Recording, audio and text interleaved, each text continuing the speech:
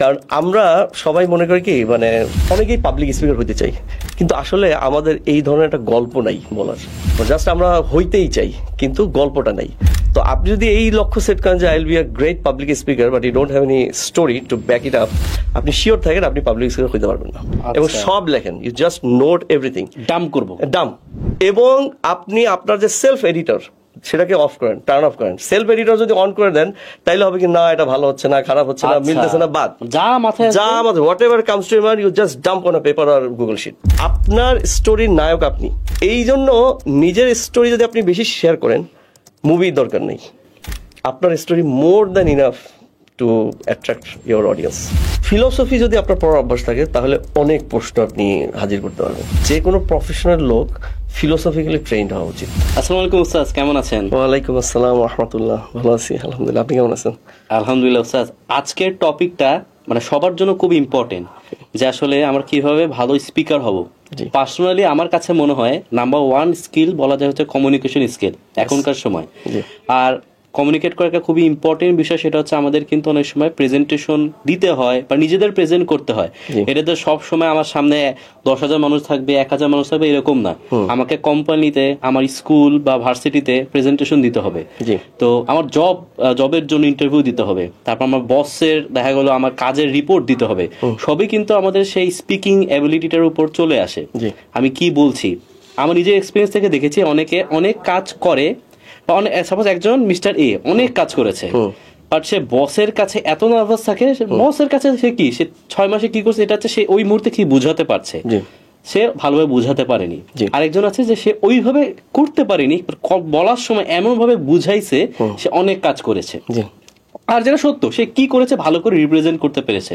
তো আমার পার্সোনালি মনে হয় যে কিভাবে আমরা কথা বলি, আমাদের স্পিকিং কিরকম হওয়া দরকার, এটা খুবই ইম্পর্টেন্ট একটা স্কিল। আর আপনার সাথে আজকে এই পডকাস্ট করতে আমি খুব ইন্টারেস্টেড, এক্সাইটেড, কারণ হচ্ছে আমার লাইফে দেখা মানে স্মরণীয় স্পিচ গুলোর মধ্যে আপনার গুলো আছে টপ 5 এর মধ্যে, আলহামদুলিল্লাহ।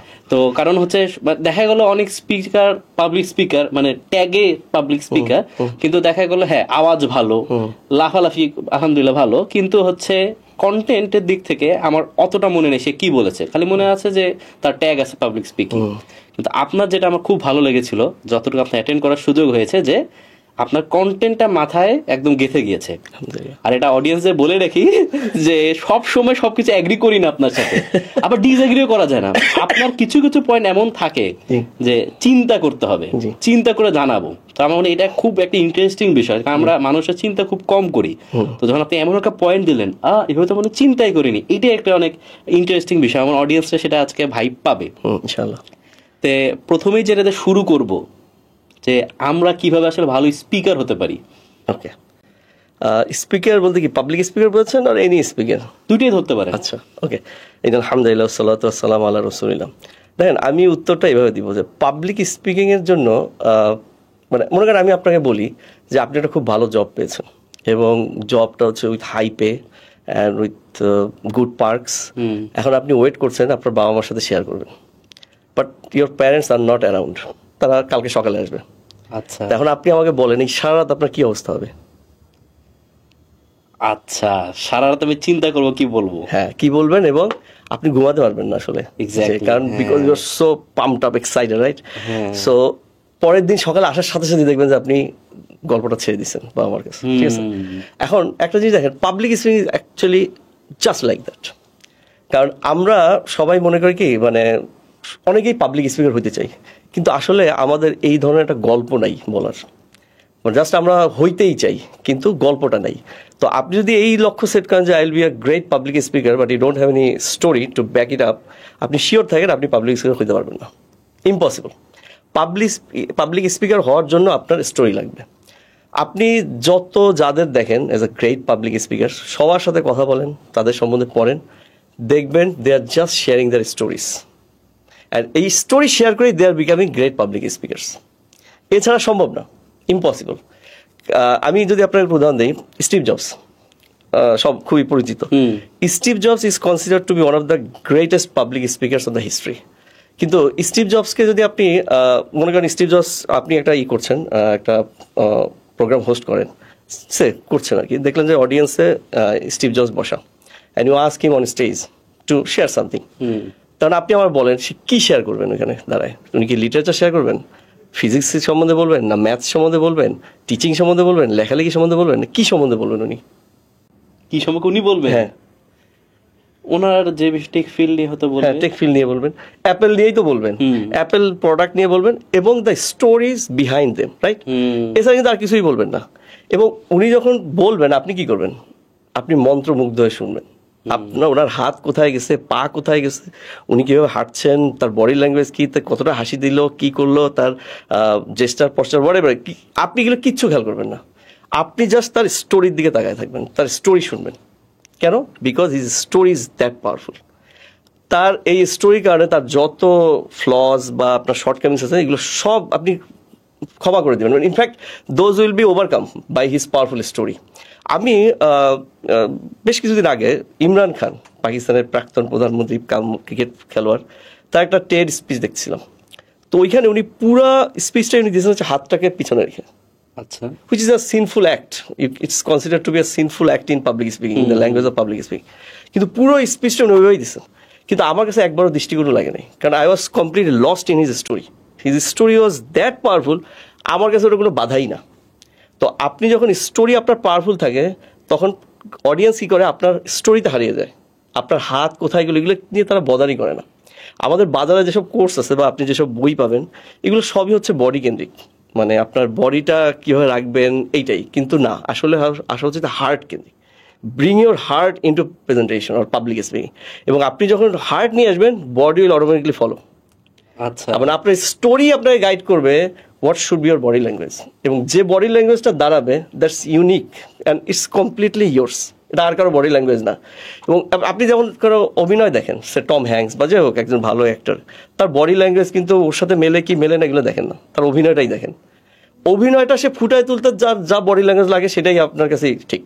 ঠিক তেমনি পাবলিক স্পিকিং আপনার স্টোরি ফুটিয়ে তুলতে যে বডি ল্যাঙ্গুয়েজই দাঁড়াক, it doesn't matter to the audience খুশি তাতেই। এবং এইটাই অডিয়েন্স চায় যে আপনি তাকে আপনার নিজের গল্প, নিজের ল্যাঙ্গুয়েজ, নিজের বডি স্ট্রাকচার যেভাবে মুভ করে সেটাই দেখাবেন, কারোটা ফলো করে না। তো আমি আবার স্টিভ জবসের কথায় ব্যাক করি। আচ্ছা, এখন আপনি স্টিভ জবসকে স্টেজে ডেকে বললেন যে না আপনি অ্যাপেল নিয়ে বলবেন না, আপনি বলবেন লিটারেচার নিয়ে। আচ্ছা, এখন কি হবে? ইউ উইল নট, মানে কি বলবো, love to listen to him now. কারণ because he has lost his story. His story is all about Apple products and their stories or how they are built up, এগুলো নিয়ে। কিন্তু আপনি যখনই তার বলছেন লিটারেচার নিয়ে, আপনি এটা দিয়েই বলতে হবে তার স্টোরি আর নাই এখন। He has lost his story, এবং যার কারণে দেখবেন যে he stops being a public speaker, you know. তো আপনি যত বড় পাবলিক স্পিকার হন, আমি যদি আপনার কাছ থেকে স্টোরি নিয়ে নিই, you stop being the public speaker you are. আপনি যখন হয়ে যাচ্ছেন একটা মানে ভাবলেশহীন, কথাবার্তা নাই, প্রেজেন্স নাই, মানে এনার্জি নেই, এরকম একটা মানুষ, স্ট্যাটস দিয়ে যাচ্ছে। হ্যাঁ, সেটাই দিয়ে যাচ্ছেন। তো আপনার ওই হার্ট নেই, আর বাকি সব আছে। তো এই জন্য your story gives you presence, your story gives you energy, and your story gives you language. এটাই আমার মনে হয় কারণ যে আমার মনে হয় আপনার প্রেজেন্টেশনগুলো মনে থাকে বিকজ অফ দোজ স্টোরিজ। আর আসলে লাইফের টিচারদের কথা বা আমাদের লাইফের কথা যে চিন্তা করি, এইরকম স্ট্যাটস, হ্যাঁ ভালো খারাপ কিছু না, বাট যদি স্টোরিটা থাকে, মানে স্টোরিটাই আমাদের মনে রাখে। কারণ আমরা হয়তো স্টোরি যখন শুনি, আমরা সেই ছোটবেলা থেকে আমরা সেটার মধ্যে একদম হারিয়ে যাই, নিজেদের ভাবি আমার সাথে, তো ওটা মনে রাখাতে অনেক সুবিধা হয়। জি, আর আপনি স্ট্যাটস অনেক কিছু শেয়ার করতে পারেন, you are just free to share everything, কিন্তু সমস্যা this should be part of your story. এটা স্টোরির সাথে ডিসকানেক্টেড হওয়া যাবে না, ডিসক্রিট সামথিং ডিসক্রিট সেটা হওয়া যাবে না। আপনি সবই শেয়ার করেন, যা খুশি শেয়ার করেন, but everything should be part of your story. এই জন্যই আমি সবসময় বলি যে if you want to be a great public speaker just find your story and craft it and share it with others, that's it. আচ্ছা sir, বুঝলাম যে আমাদের হচ্ছে স্টোরি লাগবে, স্টোরি অনেক ইম্পর্টেন্ট। এখন যে প্রশ্নটা আমার মাথায় আসতে পারে, অডিয়েন্সদের মাথায়ও আসতে পারে যে এই স্টোরিটা আমরা কই পাবো? আমি তো একজন সাধারণ মানুষ, সকালে উঠি ঘুম থেকে, তারপরে অফিসে যাই, অফিস থেকে এসে তারপরে আবার কিছু কাজ করে তো ঘুমায় যাই, আমার স্টোরিটা কই? তো আমি হয়তো, কিন্তু আমাকে স্পিচ দিতে হয়। এগেন, এটা যে পাবলিক স্পিকিং যে শুধু আমাদের যে 10,000 মানুষ সামনে লাগবে এমন না, হঠাৎ আমাদের স্কুলেও, কলেজে, ভার্সিটিতে প্রচুর প্রেজেন্টেশন দিতে হয়, আমাদের কনভিন্স করতে হয়। হতে পারে আমার জবের জন্য, ইন্টারভিউর জন্য, বা আমার হচ্ছে 1-to-1 মিটিং হচ্ছে, সবসময় কিন্তু একটা স্পিকিং এর পার্ট। আমার প্রোডাক্ট, আমার যা সেল করছি সবই কিন্তু আলটিমেটলি একই রকম বলা যায়, আমি কত ভালো স্পিকার, তো সবখানে হয়তো স্টোরি লাগবে, কিন্তু আমি স্টোরিটা পাবো কই? আচ্ছা, স্টোরি আসলে মানে প্রত্যেক মানুষের স্টোরি আছে, সবারই।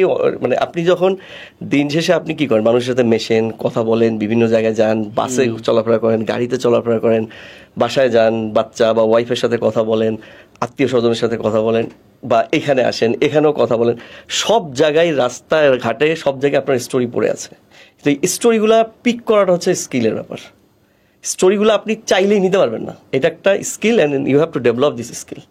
আচ্ছা, হ্যাঁ। তো এখন আমি যদি আপনাকে একটা উদাহরণ দিই, মানে আমার ব্যাচে একজন স্টুডেন্ট ছিল, সে প্রতি সপ্তাহে প্রেজেন্টেশন দিতে আসতো, 5 or 6 minutes through the presentation she forgets, এবং আর দেখা যাচ্ছে কোনো প্রেজেন্টেশন দিতে পারতো না। তো সে একদিন কি করছে, যে বলছে যে এরপরে একদিন সপ্তাহ 6 থেকে 7 সপ্তাহ পর যখন প্রেজেন্টেশন দিচ্ছিল, দেখি সে আর আটকাচ্ছে না। আমি বলি, কি করলেন আপনি, আটকালেন না? বলছে, ভাইয়া এবার আমি আমার স্টোরি শেয়ার করছি। তো স্টোরিটা কীভাবে শেয়ার করতে হবে, সেটা হচ্ছে সে আমাদের যখন মনে করেন, সে ফর এক্সাম্পল আপনার একটা প্রেজেন্টেশন আছে, সে আফটার 5 days, অ্যান্ড প্রেজেন্টেশন হচ্ছে একটা স্কুলে আপনি ম্যাথস টিচিংয়ের উপর একটা প্রেজেন্টেশন দিবেন, হাউ টু টিচ ম্যাথস। এখন আপনি কি করবেন, আমাদের টেন্ডেন্সি হচ্ছে প্রথমেই একটা পাওয়ার পয়েন্ট খুলে বসে যাই, তাই না? পাওয়ার পয়েন্ট বা ক্যানভা হোয়াটএভার ইট ইজ, খুলে বসে পড়ি। The moment you open any software, আপনি স্টোরি মোড থেকে সরে আপনি ঢুকে যাচ্ছেন পারফরমেন্স মোডে। এই পারফরমেন্স মোড থেকে to take you back to story mode is a difficult thing. এই জন্য কোনো পাওয়ার পয়েন্ট এগুলো সব বাদ, কিচ্ছু না। বেস্ট হচ্ছে আমার যেটা হয় সেটা হচ্ছে যে আমি একটা গুগল ডক শিট ওপেন করি, আর কেউ যদি খাতা কলম পারে that is even better, but আমার ওটা হয় না, কারণ এখন টেকনোলজি যুগে আমি ভুলে যাচ্ছি লেখালেখি করা, মানে হাতে লেখা। তো ওইটা হলে বেস্ট, বাট তারপরও গুগল ডকও ইজ স্টিল মানে কোয়াইট ইফেক্টিভ। তো আপনি কি করবেন, মনে করেন ম্যাথস টিচিং, এখন ম্যাথস টিচিং নিয়ে আপনার একটা সেন্টেন্স তো লিখতে পারবেন, যেটা সেন্টেন্সটা মাথায় আসছে, ইউ জাস্ট রাইট দিস, লিখলাম। আপনি এটা যখন লিখবেন, আপনার দেখবেন লিখতে লিখতে আরেকটা সেন্টেন্স মাথায় চলে আসছে, এটাও লেখেন। দুইটা লিখতে দেখবেন যে আরো 3-4টা সেন্টেন্স মাথায় ঘুরতেছে, ওগুলোও লেখেন, ঠিক আছে? ওগুলোও লেখেন, লেখা শেষ, ঠিক আছে? এই লিখতে লিখতে যা যা মাথায় আসছে, এবং দেখবেন যে আপনি কার সাথে কথা বলছেন ম্যাথস নিয়ে, সেগুলো আসতেছে। কোন টিচার আপনার ম্যাথস খুব ভালো পড়ে, তো সেইটা আসবে। আপনি যেখানে কাজ করেন সেখানে দেখা যাবে যে মানে তার হিসাব জ্ঞান খুব ভালো, সেগুলো চলে আসতেছে। মাছের বাজারে গেছেন, দেখছেন যে মাছওয়ালা তো খুব ভালো হিসাব করে, ওইগুলোও নিয়ে আসতেছেন। সব আপনি কোন স্টুডেন্ট পড়াইছেন খুব ভালো ম্যাথস পারে, দেখবেন সব এসে হাজির হচ্ছে এক জায়গায়, এবং সব লেখেন। You just note everything, dump. এবং আপনি আপনার যে সেলফ এডিটর সেটাকে অফ করেন, টার্ন অফ করেন। সেলফ এডিটর যদি অন করে দেন, তাইলে হবে কি, না এটা ভালো হচ্ছে না, খারাপ হচ্ছে না, মিলতেছে না, বাদ, যা মাথায় whatever comes to your, you just dump on a paper আর গুগল শিট, শেষ। এরপরে যেটা করবেন, এখন আপনি মনে করেন অনেক কিছু লিখে ফেলছেন, দেখবেন যে অ্যাটলিস্ট 1000 ওয়ার্ড লিখে ফেলছেন, আমি আপনাকে বলে দিচ্ছি। এখন আপনি কি করেন, you just start reading from the first word that you have written. এরপরে দেখবেন যে না, এইটার সাথে আসে নাই, ওটার সাথে। এখন আপনি কি করবেন, এখান থেকে কপি করে সামনে, ওটাকে নিচে, you just edit back and forth, ঠিক আছে? এই করে দেখবেন after 1 hour your story is ready, and this is your script or this is your story. এখন আমাকে অনেকেই প্রশ্ন করে যে আমি তো লেখাই পারি না, লেখাই আসে না। তা আমি এখানে বলি, দুইটা আপনি করতেছেন। এক হচ্ছে, হয় আপনি শুরুই করেন নাই লেখা, ওই প্রথম ওয়ার্ডটাই লেখেন নাই, অথবা আপনি লিখছেন, লিখতে যাই বলছেন না এটা তো ভালো হচ্ছে না, আপনি ছেড়ে দিচ্ছেন। এই দুইটা যখন একটা বই আছে খুব সুন্দর, যে ফার্স্ট রাইট আ সেন্টেন্স, বইটার নামই first write a sentence, that's it. আমি মানে প্রুভেন টু মি, যে আমি যখনই প্রথম সেন্টেন্সটা লিখি, আরো কয়েকশো সেন্টেন্স মনে হচ্ছে আমার কাছে হাজির হয়। তো এইটা যদি আপনি করেন, এই প্রসেস যদি ফলো করেন, দেখবেন যে যেটা আপনার রেডি হচ্ছে, দ্যাট ইজ ইউর স্টোরি। আপনার স্টোরি বিল্ডিং এর জন্য you don't need to be Steve Jobs or say কি বলে মার্ক জাকারবার্গ, এইগুলো হওয়ার কোনো প্রয়োজন নাই। সবারই স্টোরি আছে, কিন্তু সমস্ত স্টোরিটা পিক করা খুব কঠিন। এখন এক হচ্ছে আপনি, এটা একটা প্রসেস। সেকেন্ড যেটা আপনাকে করতে হবে সেটা হচ্ছে পড়াশোনা। আপনি যখন যত বেশি বই পড়বেন, বিভিন্ন আঙ্গিকে পড়বেন, এই স্টোরিগুলো হিট করবে। আপনার মনে হবে আচ্ছা এইরকম একটা স্টোরি তো আমার লাইফেই আছে, বইয়ে পড়বেন একটা স্টোরি, ওইটা আপনাকে ট্রিগার করে, এই স্টোরি তো আমার লাইফেই আছে। আচ্ছা এই কিন্তু আপনি যদি বইটা না পড়তেন এই স্টোরিটা আপনার ট্রিগার করতো। এক্স্যাক্টলি, এটা বই পড়ার একটা সুবিধা। হ্যাঁ, আমরা কারণ বই তো আমরা দেখতে পারি না, সো ইমাজিনেশন কিন্তু নিজের মাথায় আসে, তখন আসলে আপনি বললেন যেটা যে আমারও রিলেট করতে পারি, সেটা আমার সাথে হয়েছে। এক্স্যাক্টলি। এবং বাসে বসে তো আজকে কন্ডাক্টরের সাথে তো এরকমই কথা হইলো, এটা তো আমার একটা স্টোরি। আচ্ছা বাসায় যে হেল্পার আসে, মানে হেল্পিং হ্যান্ড আসে, তার সাথে এরকম একটা কাহিনী হয়েছে, সেটাও তো আমার একটা স্টোরি। দেখবেন এই স্টোরিগুলো একটা একটা করে দাঁড়ায় যাচ্ছে, কিন্তু বই না পড়লে এগুলো আসবে না। তো বই পড়তে হবে বিভিন্ন আঙ্গিক। এবং আবার আমাকে জিজ্ঞেস কর কি বই, আমি বলছি এনি বুক, যে ধরনের বই আপনার ভালো লাগে, ফিকশন হোক, নন ফিকশন হোক, history, politics, what ever it is, আপনি যত বেশি বই পড়বেন তত আপনার কানেক্ট করার বাড়বে, কি বলে টেন্ডেন্সি বাড়বে, এবং কানেক্ট করার দক্ষতাও বাড়বে। দেখবেন পলিটিক্সের সাথে আপনি সায়েন্সের কানেক্ট করে বসে আছেন, আবার সায়েন্সের সাথে দেখা যাবে আপনি ফিলোসফি কানেক্ট করে বসে আছেন। এই কানেকশনটাও যত বেশি পড়বেন তত বাড়বে। আর আরেকটা হচ্ছে যে বলে পাবলিক, আমি সবাইকেই বলি never ever read any public speaking book. আচ্ছা, কারণ পাবলিক স্পিকিং বুক হচ্ছে খুবই শ্যালো, ওই হাত কিভাবে রাখবেন, পা কিভাবে, এগুলো নিয়েই কথাবার্তা। আমি অনেক পড়ছি বা বই পড়েছি, ট্রেনারদের মানে বিভিন্ন ভিডিও শুনেছি, আমি এগুলো অ্যাপ্লাই করার চেষ্টা করেছি। বাট দিন শেষে আমি যখন অ্যাপ্লাই করতে যেতাম আসলে দেখি এগুলো আসলে অ্যাপ্লাই করা যায় না। অনেক কিছুই লেখার খাতিরে লেখা বা এগুলোকে বইয়ের কাটতি বাড়ানোর জন্য লেখা, কিন্তু এগুলো অ্যাপ্লাই করা যায় না। তো আমি দেখেছি যে ফিকশন যদি আপনি পড়েন তাহলে আপনার পাবলিক স্পিকিং জন্য খুব ভালো। কারণ ফিকশন পড়লে কীভাবে গল্পটা শুরু করে, কিভাবে শেষ করতেছে, অডিয়েন্সকে কীভাবে মানে রিডারকে কীভাবে ধরে রাখে, কোথায় টান উত্তেজনা, কোথায় ক্লাইম্যাক্স হচ্ছে, কোথায় আবার ধাপ করে ক্লাইম্যাক্সটা নেমে যাচ্ছে, এইগুলো আপনি ফিকশন যত পড়বেন তত আপনি ধরতে পারবেন। তো এইখানে আমি একটা বইয়ের সাজেস্ট করবো, সেটা হচ্ছে যে উইল স্টরের লেখা, একজন ব্রিটিশ জার্নালিস্ট উইল স্টর, উনি একটা বই লিখেছেন the science of story telling. উনি বইটা আসলে পাবলিক স্পিকিং আঙ্গিকে না, এটা হচ্ছে ফিকশন কিভাবে লেখা হয় সেইটার ভিত্তিতে। বাট বইটা যদি আপনি পড়েন, each and every piece of instruction from the book you can use for public speaking. Beautiful. উস্তাদ এখানে আমি দুইটা পয়েন্ট বলবো, যেটা মানে অলরেডি আমরা যারা শুনছে তারা, আমি যেটা কেন প্রথমে বলেছিলাম যে আপনি চিন্তা করতে শিখাবেন ইনশাআল্লাহ এই পডকাস্ট শেষ পর্যন্ত, যে জন্য আমার খুব ভালো লাগে আপনার সাথে কথা বলতে। সবকিছু এগ্রি করবো কিনা, আপাতত এগ্রি করতেছি, সেটা ভালো দিক। কোন সময় বলে উস্তাদ এগ্রি করি না, সেটা হচ্ছে এমন যারা শুনতেছে তার মধ্যে অনেকে ভাবে আরে না এটা কি বলতেছে, বডি ল্যাঙ্গুয়েজ হ্যাঁ ইম্পর্টেন্ট না। বাট দুইটা বিষয়, একটা যেটা আপনি বললেন সেটা হচ্ছে যে আমরা প্রথমেই যে কাজটা করি, আমার 5 দিন পর প্রেজেন্টেশন আছে, আমার স্কুল ভার্সিটি যেখানে হোক অথবা জবে হোক, প্রথমে কাজটা করে একটা স্লাইড খুলি, আর এটা আমি নিজেও করি। প্রথম কাজ হচ্ছে স্লাইডটা খুলে আর একটা সুন্দর আসলে এটা আমাদেরকে ওই একটা বক্সের মধ্যে নিয়ে আসে। আমাদের এই জন্য আসলে মানে সবই থাকে কিন্তু সামথিং ইজ মিসিং, যে জন্য আসলে যেটা আপনার ক্ষেত্রে আমি দেখেছি যে মেমোরির মধ্যে আর রাখা হয় না। হ্যাঁ আমি গিয়েছি এটে ভালো লাগছে ওই সময়, কিন্তু ভুলে গেছি। কিন্তু প্রথম ধাপেই আমরা ভুল করে বসি যে আমরা একটা বক্সের মধ্যে নিজেদেরকে কনফাইন করে ফেলি, আর পুরাটাই থাকে যে এই স্লাইডে কি থাকে, রাদার দেন কন্টেন্ট আমার কি হওয়া উচিত। আরেকটা সাজেশন যারা দেখছে, যেটা আমি ফলো করি, আর এটা আপনার সাথে একটু দূরে দূরে থেকেই মনে হচ্ছে এটা করা দরকার, সেটা হচ্ছে আপনি সাজেশন দিতে পারেন এটা কেমন হয়, সেটা হচ্ছে স্টোরিগুলো লিখে রাখি। সো এমন একটা আছে যে আমি টার্গেট করে লিখছি, আরেকটা হচ্ছে আমার ডেইলি লাইফে কি কি ঘটে, সেটা জার্নালিং এর মতোই, বাট এটা স্টোরি আঙ্গিকে। যেমন হচ্ছে এমন কিছুদিন আগে হলো যে আমাদের একজনকে চিনতাম যে তার খুব বড় স্বপ্ন ছিল যে এরকম একটা ইনস্টিটিউশন ধরেন হবে। তো আমি ভাবতাম হায় হায় এটা কি স্বপ্ন, কারণ মিল তো নাই। আপনার ধরেন সোর্স আছে, আমার সোর্স আছে প্রত্যেকদিন 20,000 আসতেছে, আমি স্বপ্ন দেখে রাখছি যে আমার নেক্সট 2-3 বছর পর আমার হচ্ছে একটা 10 তলা বিল্ডিং হবে, এরকম স্বপ্নটা ছিল। কিন্তু আমি যখন জানলাম যে actually he achieved it almost, তখন এটাই কিন্তু একটা স্টোরি হয়ে গেল যে এটা আমি পরে অন্য একটা জায়গায় বলতে পারবো। আমি যখন যেটা করতে চাচ্ছি বা করি, আমরা যারা শুনছে আর এরকম ভালো স্পিকার হতে চায়, যে আপনি জাস্ট ডেইলি আইডিয়া গুলা লিখে রাখেন কি কি হয়েছে, এটাই আপনার স্টোরি। আর আমি যেটা করি এটার সাথে একটা ট্যাগ দিয়ে রাখি, কারণ ডকে কিন্তু এটা সম্ভব যে ট্যাগ বলতে হ্যাশট্যাগ দে, এটা হচ্ছে স্বপ্ন পূরণ বা গোল সেটিং এর একটা সম্পর্ক। কারণ এটা নেক্সট টাইম যখন গোল সেটিং নিয়ে কথা বলবো, যে সব সময় যে স্বপ্ন দেখার সময় এত ক্যালকুলেশন করতে হয়, এটা প্রুফ হিসেবে আমি এই স্টোরিটা বলতে পারবো। তো এক্স্যাক্টলি দুইটা পয়েন্ট, যে প্রথমত পাওয়ার পয়েন্টে কনফাইন্ড না করা, আর সেকেন্ডটা যেটা সেটা হচ্ছে যে স্টোরি। আমাদের রিয়েল প্রত্যেক দিন একটা স্টোরি হচ্ছে, মাল্টিপল স্টোরি হয়, জাস্ট আমরা পিক করতে পারি কিনা সেটার জন্য আমাদের আসলে সময় দেওয়া দরকার।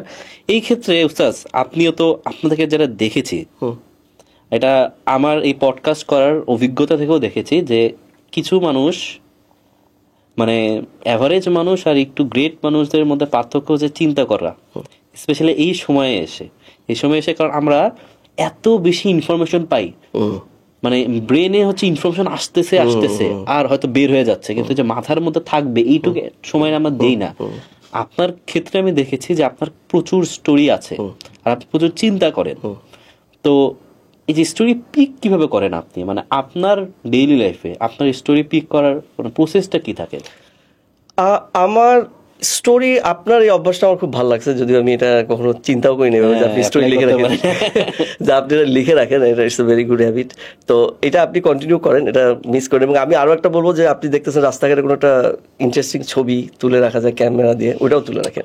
বাট যদিও এটা আবার একটু কেয়ারফুল থাকেন যে কোনো সময় কোনো ঝামেলা হইতে পারে, বাট পিপল ক্যান সেন্টার যেন না হয়, এমনি একটা দৃশ্য, একটা কোনো গাছ হইতে পারে যেটা আপনার মাথায় আসছে, ওটা তুলে রাখেন, সাথে একটা নিচে একটা ক্যাপশন দিয়ে রাখেন, আচ্ছা এই সেন্স থেকে আমি এটা লিখছি।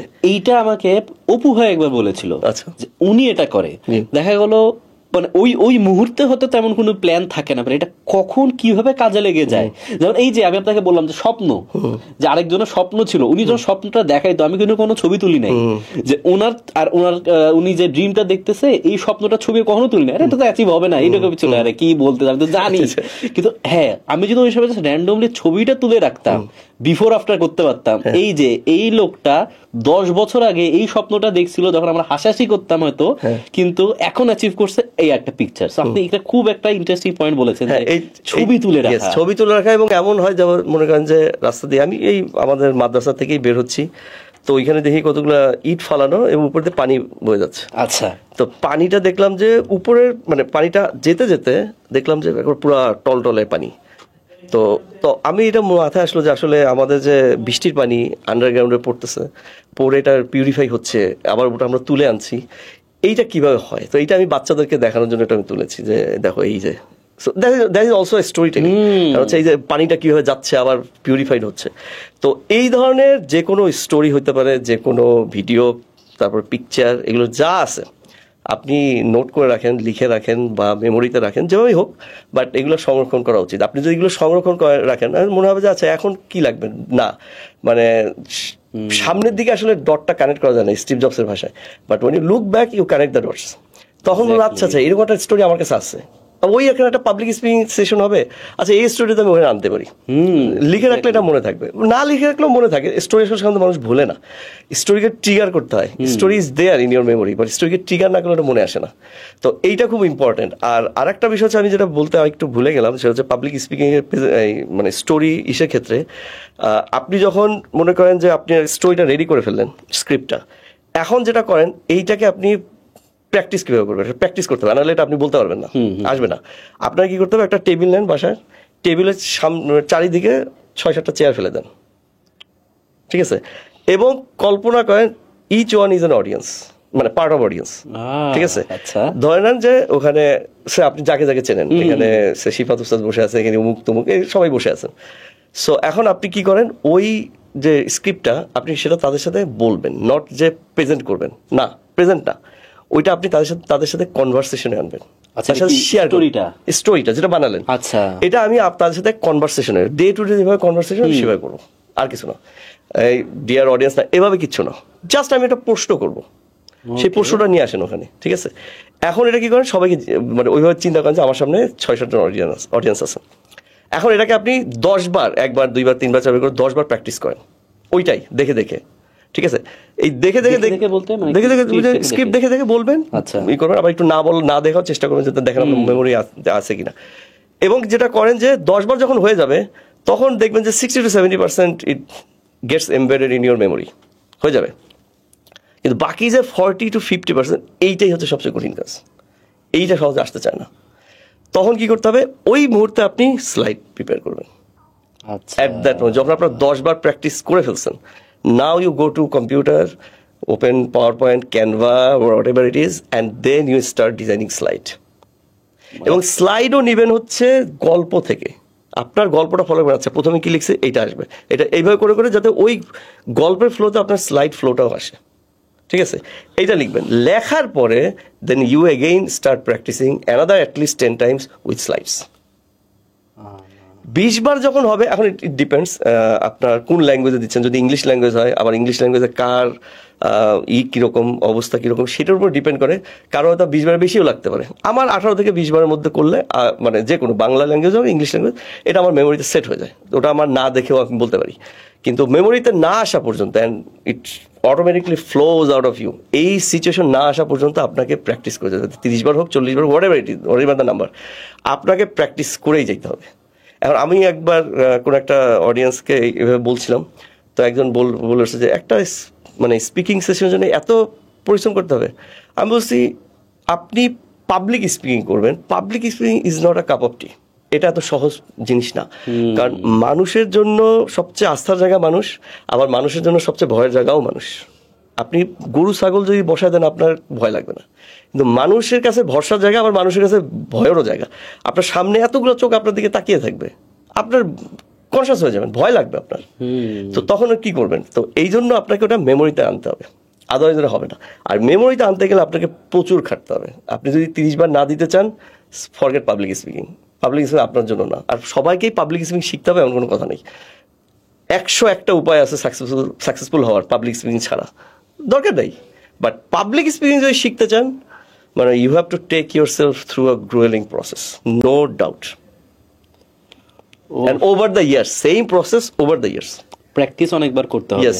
এটা নতুন জিনিস জানলাম যে চেয়ার রেখে প্রথমে, না আমরা যেটা বললাম প্রথমেই যে স্টেপে চলে যায় সেটা হচ্ছে লাস্ট স্টেপ থেকে আমরা শুরু করে ফার্স্টের দিকে আসা হয় না, লাস্ট স্টেপে লাস্টে। তো এখানে আসলে আমরা অনেক জায়গায় আটকায় যাই। এখন স্টোরি প্র্যাকটিস করলাম, বুঝলাম। এখন যে বিষয়টা আসে সেটা হচ্ছে একটা প্রেজেন্টেশন দিবেন। আপনি তো বলেন যে আপনার অনেক, আমি যতটুকু জানি আপনি অনেক চিন্তা করেন টপিক নিয়ে কথা বলার আগে। কন্টেন্ট আর কি কি থাকবে, মানে এটা কি কোনো চেক লিস্ট আছে কিনা? মানে আমি পার্সোনালি একটা চেক লিস্ট রাখার চেষ্টা করি যে আচ্ছা আমি একটা কন্টেন্ট নিয়ে কথা বলবো, এটা ভিডিও হতে পারে ইউটিউবে, অথবা হচ্ছে কোনো স্পিকিং করব, তো তখন একটা হয়তো আমার নিজের পার্সোনাল চেক লিস্ট থাকে যে আচ্ছা এটা দিছি কিনা, কেসটা দিছি কিনা, কোটেশন মারছি কিনা। তো এই ক্ষেত্রে আপনার কোনো আছে কিনা, বা এইটা একটা কন্টেন্টে থাকলে ভালো হয়? না, আমার কোনো চেক লিস্ট নাই। আমি চেক লিস্ট নিলে আমি যান্ত্রিক হয়ে যাই। আপনিও নিলে দেখবেন যে ওই চেক লিস্টটা, আচ্ছা এটা ক্যাট করে এটা করছে, so everything becomes cut to the frame. তখন দেখা যাবে যে আপনি আসলে ওই চিন্তার জায়গা বা মানুষকে একটা অন্যদিকে নিয়ে যাওয়া, এই জায়গাটা থাকে না, আমার থাকে না। তো আমি এই জন্য কোনো চেক লিস্ট রাখি না। আমার ফলো করার সিস্টেম হচ্ছে যে আমি জাফর ইবনে আবি তালিব, যিনি হচ্ছেন আলী রাদিয়াল্লাহু আনহুর বড় ভাই, তো তাকে যখন আবিসিনিয়ায় পাঠানো হয়, তো উনাকে তার এগেনস্টে অনেক ষড়যন্ত্র হয়। অত লং স্টোরি কাট শর্ট, তো সব কিছুর পরে তাকে কী করা হয়, ওখানকার যে কিং নাজাশি তার সামনে প্লেস করা হয়, এবং তার সাথী যারা ছিল তাদেরকেও। তো ওইখানে মনে করেন, এখন চিন্তা করেন, আপনি নিজেকে ওইখানে প্লেস করেন যে আপনি এমন একটা জায়গায় প্রেজেন্টেশন দিচ্ছেন বা একটা স্পিচ দিচ্ছেন যেখানে আপনি ভুল করলে ইউ মাইট বি বিহেডেড, আপনার শিরোচ্ছেদ হইতে পারে। ঠিক সেই জায়গায় দাঁড়িয়ে আপনি প্রেজেন্টেশন দিচ্ছেন। জাফর ইবনে আবি তালিব ঠিক সেই রকম একটা জায়গায়, কিংয়ের সামনে তার এগেনস্টে ষড়যন্ত্র হচ্ছে যে সে ক্রিশ্চিয়ানিটির এগেনস্টে খারাপ কিছু বলছে। এখন উনি সামনে হচ্ছে নাজাশির, তার যত কিং মানে কি বলে এমপ্লয়িজ যা যা আছে সব বসা, সবাই হচ্ছে আপনার বিরুদ্ধে। আপনি ঠিক সেইখানে আপনি কি করবেন, তাকে কনভিন্স করবেন so that you are not getting beheaded. Or moreover, আপনি যে ধর্মটা পালন করছেন, রাসূল সাল্লাল্লাহু আলাইহি ওয়াসাল্লাম যে ধর্মটা নিয়ে এসেছেন সেইটাকেও আপনি নেগেটিভলি কিছু বলতে পারবেন না, কারণ সেটা বললে তো আবার আপনি আল্লাহর কাছে দায়ী হবেন। সেটা এগেনস্টও যেতে পারবেন না, আবার তাদের কাছ থেকেও আপনাকে বাঁচতে হবে এবং তাদের কনভিন্সও করতে হবে। You just find the dilemma, মানে ইটস মানে ডিফিকাল্ট। এই ধরনের সিচুয়েশন আমরা কখনো পড়ি নাই, আলহামদুলিল্লাহ। বাট ওই সিচুয়েশনে তার জিনিসটা চিন্তা করেন, তো উনি কি স্পিচটা দিয়েছেন, আচ্ছা আমি একটু দেখে বলতে হবে আমার স্পিচটা। উনি বলছেন কি, কিংকে উদ্দেশ্য করে, নাজাশিকে, ও কিং, আমরা অজ্ঞতা পাপাচারে নিমজ্জিত ছিলাম, ডুবেছিলাম। আমরা মৃত পশুর গোশত খেতাম, সব ধরনের নোংরা কাজ করতাম, আত্মীয়ের সম্পর্ক ভঙ্গ করতাম, অতিথিদের সাথে ভালো আচরণ করতাম না, এবং আমরা যারা সবল আছি দুর্বলদের প্রচণ্ড পরিমাণে শোষণ করতাম। তো আমরা এরকম অবস্থায় ছিলাম যতক্ষণ না আল্লাহ আমাদের কাছে একজন লিডার পাঠালেন। তিনি আমাদের থেকেই উঠে এসেছেন, যিনি উচ্চ বংশের, যার সত্যবাদিতা, যার সততা, যার দায়িত্ববোধ সব আমাদের কাছে পরিষ্কার। তিনি আমাদেরকে আদেশ দেন সত্য বলতে, প্রতিশ্রুতি রক্ষা করতে, আত্মীয়ের প্রতি সদয় হতে, প্রতিবেশীর প্রতি যত্নশীল হতে, রক্তপাত ও কুকর্ম থেকে দূরে থাকতে, এতিমদের সম্পত্তি ভক্ষণ না করতে এবং নারীদের সম্মান রক্ষা করতে। সো এইটা হচ্ছে জাফর ইবন আবি তালেব। এটা আরো বড়, আমি একটু সংক্ষিপ্ত করে বলছি। তো জাফর ইবন আবি তালেব এই স্পিচটা দেন হচ্ছে কিং নাজাশির কাছে। এরপর কি হয়? Najashi, his heart softened, Allah has softened his heart and he accepted Jafar ibn Talib's religion বা ইসলাম গ্রহণ করেন। বাট সেটা উনি উজ্জ্বল রাখেন। তো বাট সেটা আমরা এখন ওদিকে না যাই। তো এইখানে একটা জিনিস দেখেন, this speech is actually a classical case of public speaking. কিভাবে? প্রথমে উনি কি বলছেন? প্রথমে উনি বলছেন যে আমরা সব যত খারাপ কাজ আছে সব করতাম। এইটা হচ্ছে একটা ক্রাইসিস, সংকট। একটা সংকট ছিল, তাই তো? সংকট না থাকলে তো সলিউশন আসবে না। তো একটা সংকট ছিল যে আমরা যত ধরনের খারাপ কাজ এটা যা আছে সব করতাম। এরপর কি হলো যে আল্লাহ আমাদের মাঝে একজনকে পাঠালেন যিনি আমাদের থেকেই উঠে এসেছেন। কাকে? রাসূল সাল্লাল্লাহু আলাইহি সাল্লামকে। এই যে ওনাকে পাঠালেন, দিস ইজ সলিউশন। আচ্ছা, ঠিক আছে। এরপরে দেখেন কি বলছেন উনি আমাদেরকে, কি বলছেন এরপর লাস্ট স্পিচের অংশে হচ্ছে যে উনি আমাদেরকে বলছেন এই কাজ করো, সেই কাজ করো, এইটা করো, সেটা করো, যত ভালো ভালো কাজ সব করো। This is execution. সো আপনি দেখেন এখানে তিনটা অংশ পাবলিক স্পিকিং এর, মানে যে কোনো স্পিচের: ক্রাইসিস, সলিউশন, এক্সিকিউশন। কারমাইন গেল একজন আমেরিকান একজন পাবলিক স্পিকিং ট্রেনার, ওনার একটা বই আছে presentation secrets of Steve jobs. ওই বইতে উনি বলছেন যে যে কোনো স্টোরির এই তিনটা জিনিস থাকা উচিত। আপনি যে স্ক্রিপ্টটা বলবেন এটা একটা ক্রাইসিস থাকবে, মানে আপনি আসছেন কি জন্য, একটা সলিউশন দিতে ধরে নেবেন, মানে আপনি ধরবেন সলিউশন দিবেন, বা অডিয়েন্স ভাববে আপনি একটা সলিউশন দিতে এসেছেন। সো একটা ক্রাইসিস দেখাইতে হবে আপনাকে। ক্রাইসিসটা ওদের দেখালেন জাফর বিন আবি তালিব। এরপরে দেখাবেন হচ্ছে আপনি সলিউশন। সলিউশনটা নিয়ে আপনি আসছেন, ক্রাইসিসটার এগেইনস্টে সলিউশন নিয়ে আপনি দাঁড়াচ্ছেন। এখন সলিউশন দিলে তো হবে না, এটা এক্সিকিউট কিভাবে করবে সেটারও আপনার গাইডলাইন দিতে হবে, এক্সিকিউশনটা আপনার দিতে হবে। তো উনি বলছেন যে কোনো স্টোরি বা স্ক্রিপ্টের এই তিনটা জিনিস থাকে: সলিউশন, ক্রাইসিস, সলিউশন, এক্সিকিউশন। এই আপনি যখন স্ক্রিপ্ট তৈরি করবেন, ওই যে বসে বসে তৈরি করছেন যা মাথায় আসছে, ইয়োর মানে এই this three things, crisis, solution, execution, this three things should be varied সামহার in your speech. এবং এটা যে আছে না কাট কাট কাট, এটার উপর না, এভাবে না। পাবলিক বা মানে অডিয়েন্সকে খুঁজে বের করতে হবে যে কোথায় আছে, বাট খুঁজে পাবে, তারা খুঁজে পাবে। আপনি যদি রাখেন এইভাবে বলতে হবে, এখন আমি আমার ক্রাইসিসটা বলছি, এবার কিছু বলা লাগে না, অডিয়েন্সরা নিজেরাই খুঁজে নেবে। So this three things should be varied সামহার in your speech. এটা হচ্ছে ইম্পর্টেন্ট। আপনি যেটা বললেন সেটা শেখার জন্য আমি কোর্স করছি। আমি হচ্ছে কোর্স করছিলাম ইউটিউবে লুকায় লুকায়, আপনাকে না বলে, যেহেতু আপনি স্টোরি টেলিং এত ইম্পর্টেন্স দেন।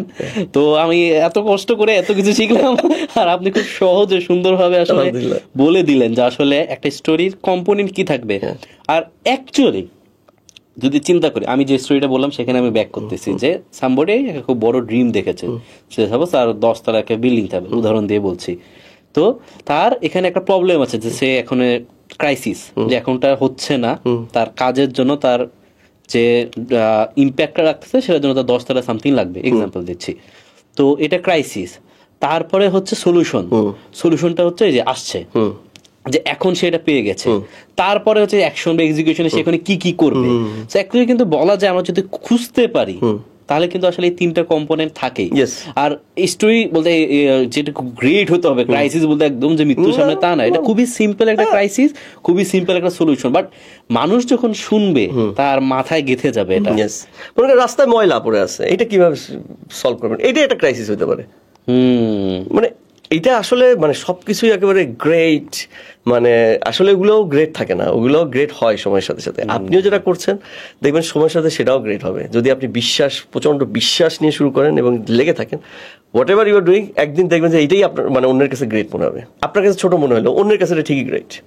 আচ্ছা, এটা হচ্ছে ব্যাপার। এখানে আরেকটা বিষয়, সেটা হচ্ছে পার্সোনালি মনে করি যে আমি নিজে যখন এটা শুরু করেছি, এই হ্যাবিটটা আমার যারা শুনছে, আমার একটা বড় প্রবলেম আমি পার্সোনালি মনে করি, প্রোডাক্টিভিটির ক্ষেত্রে হোক বা আমাদের ক্যারিয়ারের ক্ষেত্রে হোক, আমরা আসলে জানি সবকিছুই কিন্তু চিন্তা করি না মাইন্ডফুল থাকি না বর্তমানে কি করা দরকার। যখন আসলে আমার এই একটা মাইন্ডসেট থাকবে যে আমি স্টোরি খুঁজবো, তখন কিন্তু আমি সবকিছু একটু ডিফারেন্ট ভাবে দেখবো। আর অনেক সময় স্টোরি খোঁজার চেষ্টা করবো, আচ্ছা আমি নর্মালি হাঁটছি, এখানে কি কি স্টোরি থাকতে পারে। তো এটা কিন্তু আমাকে মাইন্ডফুল করে তুলবে যে আমি এখন খুঁজছি। মানে আমাদের কি নর্মালি আমরা একটা লাইফ রুটিনে একটা যান্ত্রিক একটা মেশিনের মধ্যে ঢুকে যায়, মনে হচ্ছে বের হয়ে যায়, কিন্তু প্রত্যেক দিন চিন্তা করেন 24 ঘন্টা কত কিছু হতে পারে, কিন্তু আমরা খোঁজার চেষ্টা করি না, চিন্তা করি না। সেজন্য আসলে অনেক স্টোরি আমাদের লাইফে আননোটিস থেকে যায়। সে কেউ যদি আমার মনে হয় এই হ্যাবিটটা গ্রো করে, তাহলে তার ক্যারিয়ারে লাইফে একটা বড় চেঞ্জ সে দেখতে পারবে। এখন এখানে একটা বিষয় চলে আসছে, সেটা হচ্ছে স্টোরি টেলিং এর ক্ষেত্রে আপনাকে যেটা দেখেছি, যেহেতু আমি পার্সোনালি আপনাকে চিনি, সেটা হচ্ছে আপনার হাঁটার হ্যাবিটটা। যে আমি আপনাকে দেখি যে আপনি হাঁটা শুরু করেন, কারণ আমি আপনার থেকে অনেক মোটিভেশন নেওয়ার চেষ্টা করেছি প্রথম থেকেই, যেটা আপনার থেকে এটা সবচেয়ে কম এই মোটিভেশনটা পেয়েছি। কারণ হাঁটা শুরু করি, যাওয়ার পর যখন একটা রিক্সা দেখি ফাঁকা যাচ্ছে, তখন আমি অচলায় পড়ে যাই। কাছে চলে আমি বাসায় গিয়ে চিন্তা করবো, নাই দুটোর মধ্যে হাঁটতে হাঁটতে উনি চিন্তা করে আমি তাহলে রিক্সাতে বাসায় আগে পৌঁছায় আরামসে খেতে দেন চিন্তা করবো। আপনার এত হাঁটার সাথে চিন্তা করার বা আপনার স্টোরি টেলিং এর কোনো সম্পর্ক আছে কিনা? কারণ মানে আপনাকে আমি যে পরিমাণ হাঁটতে দেখেছি, মানে আপনার তো প্রথমে এজ সম্পর্কে ধারণা নেওয়া যায় না, কারণ আপনার ফিটনেসের কারণে, কিন্তু হচ্ছে এই যে আপনি এত হাঁটেন, মানে এটার সাথে কি আপনার এই যে স্পিকিং বা স্টোরি টেলিং এটা কোনো সম্পর্ক আছে কিনা? অবশ্যই, মানে নো ডাউট। এটা শুধু স্টোরি টেলিং না, স্পিকিং না, আমার জীবনের সাথে এটা connected, it's part of my life. তো এইটার একটা কারণ হচ্ছে কি, মানে প্রথমে আমি বলি আমি হাঁটাটা মানে কোত্থেকে আসছে সেটা বলি। তো সেটা একটা ছোট গল্প আছে। সেটা হচ্ছে যে 2017 সালে আমি আমার চাকরি ছেড়ে, খুব হাইপে একটা জব করতাম আলহামদুলিল্লাহ, বাট সেটা ছেড়ে আমি বিজনেস শুরু করি। বিজনেস বলতে আমার একটা স্বপ্নকে চেজ করি। স্বপ্নটা ছিল হচ্ছে এই এডুকেশন নিয়ে আমি কাজ করব। তো তখন যখন আমি শুরু করি, এর 2-3 বছর পর দেখাচ্ছিল যে আমি চরম অর্থকষ্টে ভুগি। এমন অর্থকষ্ট যে এইটা আসলে নেয়ার মতো না আর কি, ঠিক আছে। বাট 2-3 বছর যা সেভিংস ছিল সেটাতে খুব ভালোই চলছিল, আর বিজনেসও খুব ভালোভাবে দাঁড়াচ্ছিল না, এখনও দাঁড়ায় নেই, চেষ্টা করছি আলহামদুলিল্লাহ। তো তখনও ঠিক মানে কোনো আর্নিংই নেই, যা আছে সব শেষ অলমোস্ট। এখন কথা হচ্ছে, দেখা যাচ্ছে আমার পড়তেছে কি বলে অ্যাপয়েন্টমেন্ট পড়তেছে হচ্ছে বাসা থেকে বেশ দূরে। সে ফর এক্সাম্পল আমাকে বিভিন্ন কর্পোরেটে যেতে হচ্ছে, আমি দেখা যাচ্ছে বনানীতে আমার একটা কি বলে একটা অ্যাপয়েন্টমেন্ট, বা গুলশানে, বা কারণ বাজার, বা মনে করেন যে হচ্ছে আপনার উত্তরা, বা মনে করেন যে হচ্ছিল এদিক থেকে আবার কি বলে মিরপুরের দিকে, যেখানে যেটা অফিস হয় আর কি। তো এখন পকেটে তো টাকা নেই, কার কাছ থেকে দিব? বাবা মার কাছ থেকে তো নেওয়া যাবে না। আমি কি করতাম, এই রাস্তাটা আমি হেঁটে যেতাম। যেমন আমার এখনো মনে আছে, একটা অফিস ছিল হচ্ছে মহাখালী, ঠিক আছে। তো মহাখালী এখন আমার ওখানে আমার একটা প্রেজেন্টেশন দিতে হবে, তো টাকা তো নাই, যাবো কিভাবে? তো আমি কি করতাম, যে আমি দেখতাম যে আমার বাসা থেকে মহাখালী যেতে 1 ঘন্টা লাগবে হাঁটতে। তো আমি কি করতাম, 1.5 ঘন্টা আগে বের হতাম। কেন? কারণ হচ্ছে গরমের কাল, আমি যদি প্যান্ট শার্ট শু পরে যাচ্ছি, তো সুটেড বুটেড হয়ে যাচ্ছি, দেখা যাচ্ছে আমি ঘেমে অস্থির। তো আমি কি করতাম, আগে আমি খুঁজতাম যে ওই অফিসের পাশে কোনো শপিং মল আছে কিনা। শপিং মলে ঢুকতাম, ঢুকে এসির বাতাস টাতাস খেয়ে একটু নিজেকে ঠিক করতাম, গায়ে পানি টানি দিয়ে তারপর আমি অফিসে যেতাম, যে প্রেজেন্টেশন দিলাম সেই অফিসে প্রেজেন্টেশন দিয়ে আমি আবার back to my home on foot, হেঁটে আবার। কিছু টাকা তো নাই, কি করবো? তো এই যে একটা অভ্যাস তৈরি হয়েছে হাঁটার, এইটা এখনো আর যায় নাই, ওটা ওই রয়েই গেছে। এখন হচ্ছে যে এখান থেকে ওইটুক দরকার কি, আমি হেঁটেই যাই, টাকাটাও বাঁচবে। আর আমি 200 টাকা নিয়ে হাঁটি দেখে ডাকি না, টাকা আমার পকেটও থাকে, কিন্তু হচ্ছে আচ্ছা এখান থেকে আমার ওখানে যেতে লাগবে হচ্ছে, বাসে যদি যাই 10 টাকা আছে, আমি হেঁটে গেলে লাগবে হচ্ছে বাসে গেলে বাসে জ্যাম তো থাকেই রাস্তায় ঢাকা শহরে, তো বাসে গেলে লাগবে আধা ঘন্টা, আর আমি হেঁটে গেলে লাগবে 40 মিনিট। আমি 40 মিনিটই প্রেফার করবো। এক হচ্ছে আমার শরীরেও কাজে হবে, প্লাস আমার টাকাও বাঁচবে। 10 টাকা অনেক টাকা আমার কাছে, সত্যি কথা বলতে। আমি অনেককেই বলি, যেমন আমার বন্ধু বান্ধবের সাথে করা হয়, যে তারা বলে যে মিতব্যয় হওয়া উচিত, বা মিতব্যয়, আসলে মিতব্যয় হওয়া এবং এটা বলা খুব সহজ, এটা করাটা তো সহজ না। কারণ হচ্ছে কি, আপনাকে 10 টাকা 5 টাকা এটার ভ্যালু জানতে হবে। আপনি হয়তো 10 টাকা 5 টাকার ভ্যালুকে অ্যাপ্রিসিয়েট করেন, but I know the value of it. You appreciate the value, but I know the value. কারণ আমার এমনও হয়েছে যে আমার বাসা থেকে অফিসে যেতে 5 টাকা লাগতো এক সময়, ওই 5 টাকাও ছিল না আমার কাছে।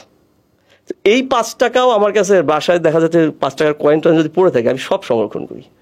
কারণ আমার কথা হচ্ছে যে 10 টাকাও যদি আমি সেভ করতে পারি, আমি মনে করি আমার জন্য অনেক বড় জিনিস। এই জন্য আমি বলি সবাইকে যে বাবা মা যদি সন্তানকে যে স্কিলটা, সবচেয়ে বড় যে স্কিলটা শিখাইতে পারে, সে হচ্ছে আপনার মিতব্যয়। এইটা ওই এত বড় বড় কথা বলে আসলে লাভ নাই। এই টাকা কামাও, ওই টাকা কামাও, ঠিক আছে, বাট মিতব্যয় যদি আপনার না থাকে, বেশি টাকা কামাই গেলে ওটা আপনার থাকবে না। So thrifty, being thrifty in life, in everything you do is very very important. তো ওই যে হাঁটার অভ্যাস হয়েছে, ওটা আর যায় নাই।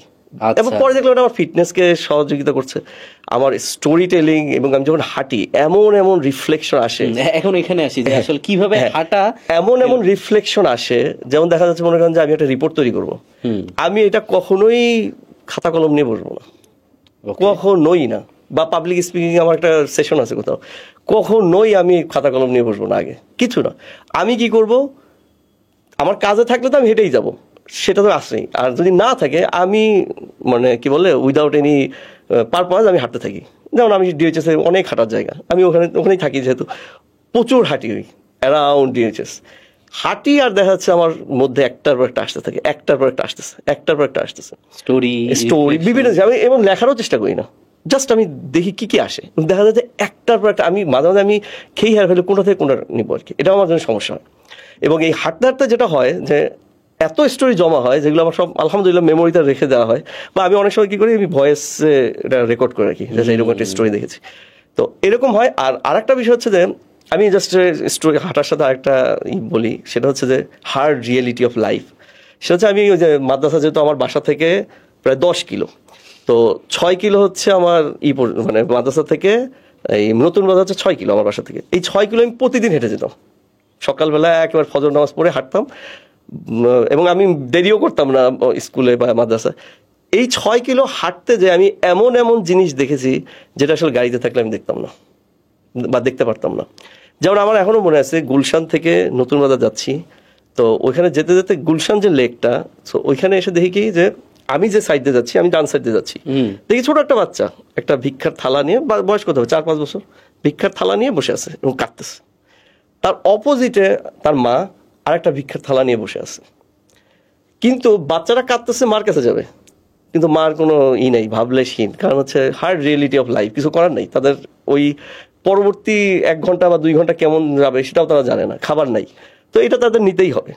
তো আমি তখন একটা জিনিস দেখলাম যে আসলে কিসের কি, মানে আমার তো কোনো দারিদ্রই নেই আসলে, সত্যি কথা বলতে। কিসের অর্থ কষ্ট, আল্লাহ তো 2টা পা দিয়েছেন, পা দিয়ে তো হাঁটতে পারছে, তারা তো হাঁটারও যোগ্যতা নাই, কারণ তাদের তো হেঁটে কি করবে, তাদের তো কামাই করতে হবে। আমি তো কামাইতেই যাচ্ছি হেঁটে হেঁটে।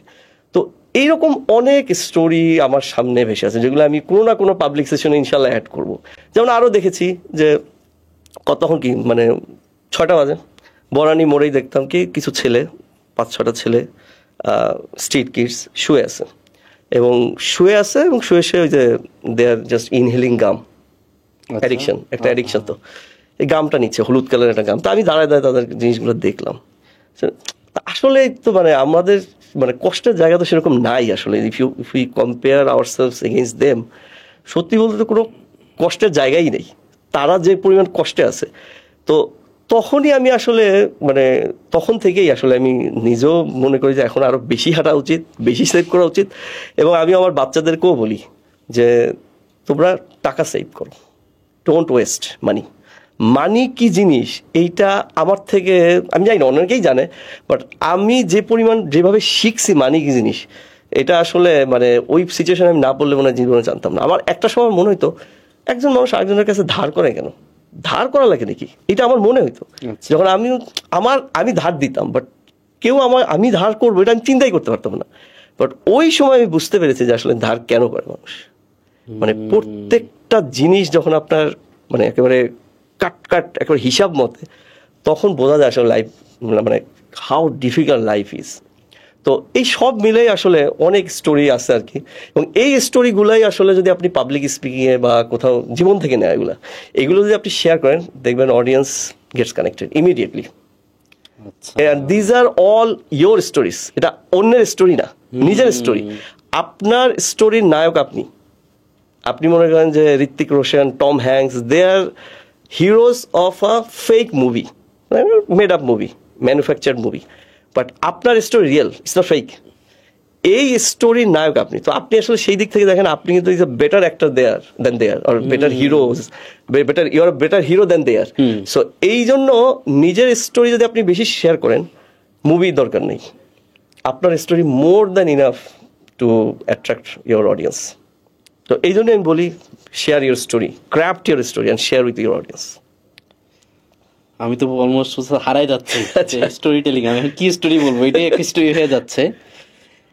এখন আসলে আমি কি বলবো আমি বুঝতে পারছি না, কিন্তু একটা আসে যে আমি আবার ট্র্যাডিশনাল মেথডে চলে যাচ্ছি। সেটা হচ্ছে যে আমার কোনো একটা জায়গায় স্পিচ দিব আমি, তো এখন এটার আগে প্রস্তুতি বা প্র্যাকটিস আপনি যদি জাস্ট পুরো গাইডলাইনটা এখন বলেন, আপনি অলরেডি বলেছেন, আপনি যদি সিরিয়ালি বলেন যে আপনাকে আমি বললাম যে আপনাকে নেক্সট এক উইক পরে একটা হচ্ছে প্রেজেন্টেশন দিতে হবে যে কোনো টপিকের উপর, এক সপ্তাহ পর এই টপিকে অনেক মানুষ আসবে বা যেটাই হোক, আমি জানি আপনি অডিয়েন্সের উপর খুব ডিপেন্ড করেন না, কারণ এটা খুবই ডিপেন্ড করে এটা আপনার উপর, যে আপনি যাই হোক ধরেন 10 লক্ষ মানুষ আসবে, তা আপনার এখন থেকে এক সপ্তাহ বা আমি 10 দিন সময় দিলাম, 10 দিন পর আপনার কাজটা করতে হবে, আপনি এখন থেকে প্রিপারেশন কিভাবে নেবেন?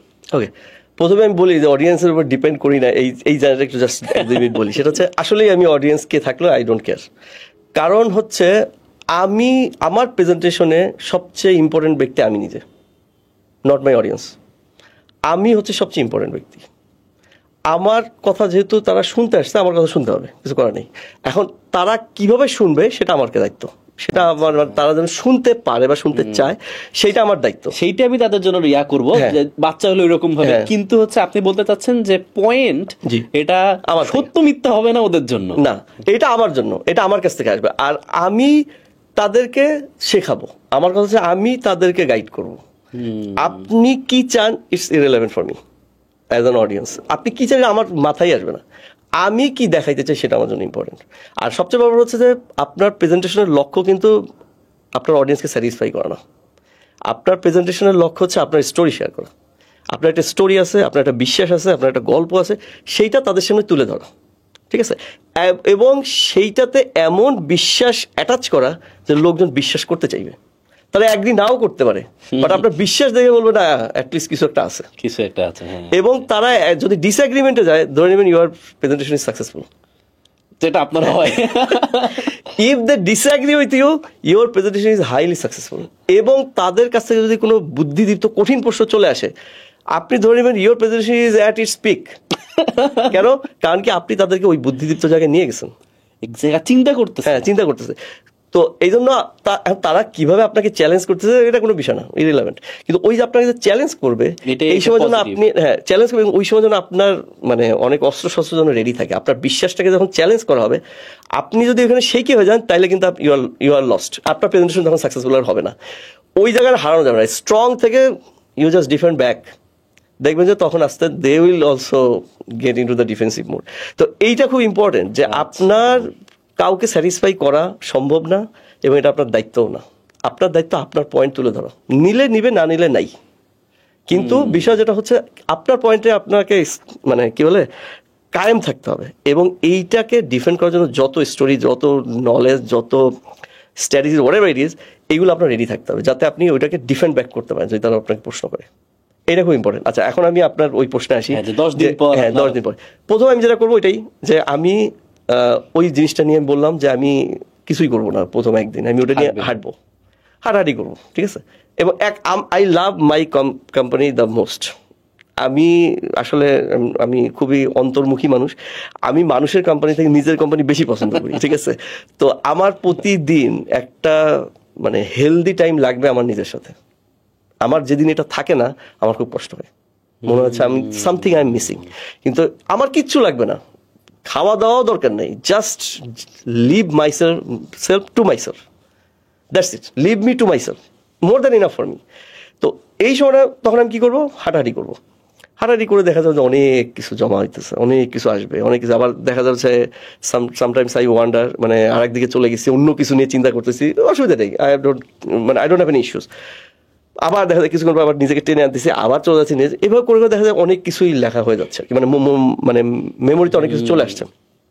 দেন I will take Google sheet, এবং ওখানে যা ওই সময় যা চিন্তা করছি সব যা আসবে আমি লিখতে থাকি। লিখে তারপরে ওই যে বললাম যে আমি কি করবো, এবার আমি পড়াশোনা করবো। পড়াশোনা করে দেখবো যে এই পয়েন্টটা আমি সামনে নিবো, ওইটাকে নিচে নিবো, এবার করে করে দেখা যায় সুন্দর মতো আমার দেখা যাবে যে কত 1,500-2,000 একটা স্ক্রিপ্ট দাঁড়ায় গেছে। যেমন আপনি যে আমাকে প্রশ্নগুলো দিচ্ছেন, এই প্রশ্নগুলো আমি আজকে সকালেই দেখছিলাম। আমি জাস্ট পার্কে বসে আছি, ফজরের নামাজ পড়ে পার্কে বসে আছি এবং হাঁটাহাঁটি করতেছি, আবার কিছুক্ষণ আমি ওইখানে বসেই 2-3 ঘন্টা মতো কাজ করছি, করে আমার 2,500 স্ক্রিপ্ট রেডি হয়ে গেছে, সব ওইখানে বসি আলহামদুলিল্লাহ। তো এইটা যদি আমি ক্রাউডে থাকতাম, এটা জিন্দগিতে আমার রেডি হইতো না। তো এই জন্য শুরুতেই খাতা নিয়ে বসতে হবে তা না, আগে চিন্তা করেন, ভাবেন যে যেভাবে পছন্দ করে। আমি হাঁটি আর ভাবি, আমার এটা ভালো লাগে, ওইটা করে তারপর হচ্ছে আমি স্ক্রিপ্টটা রেডি করবো। এরপরে করে আমি then I will start practicing. ওই চেয়ার ফেলে টেলে আমি প্র্যাকটিস করবো। আমার অফিসে অনেকগুলো চেয়ার ফেলানো আছে, গোল টেবিল, আমি ওখানে প্র্যাকটিস করবো এবং জোরে জোরে, nobody will be there, only me. এবং আমি মানে লাউড, আমি চিৎকার করবো, I am just acting with the audience, even though there is no audience.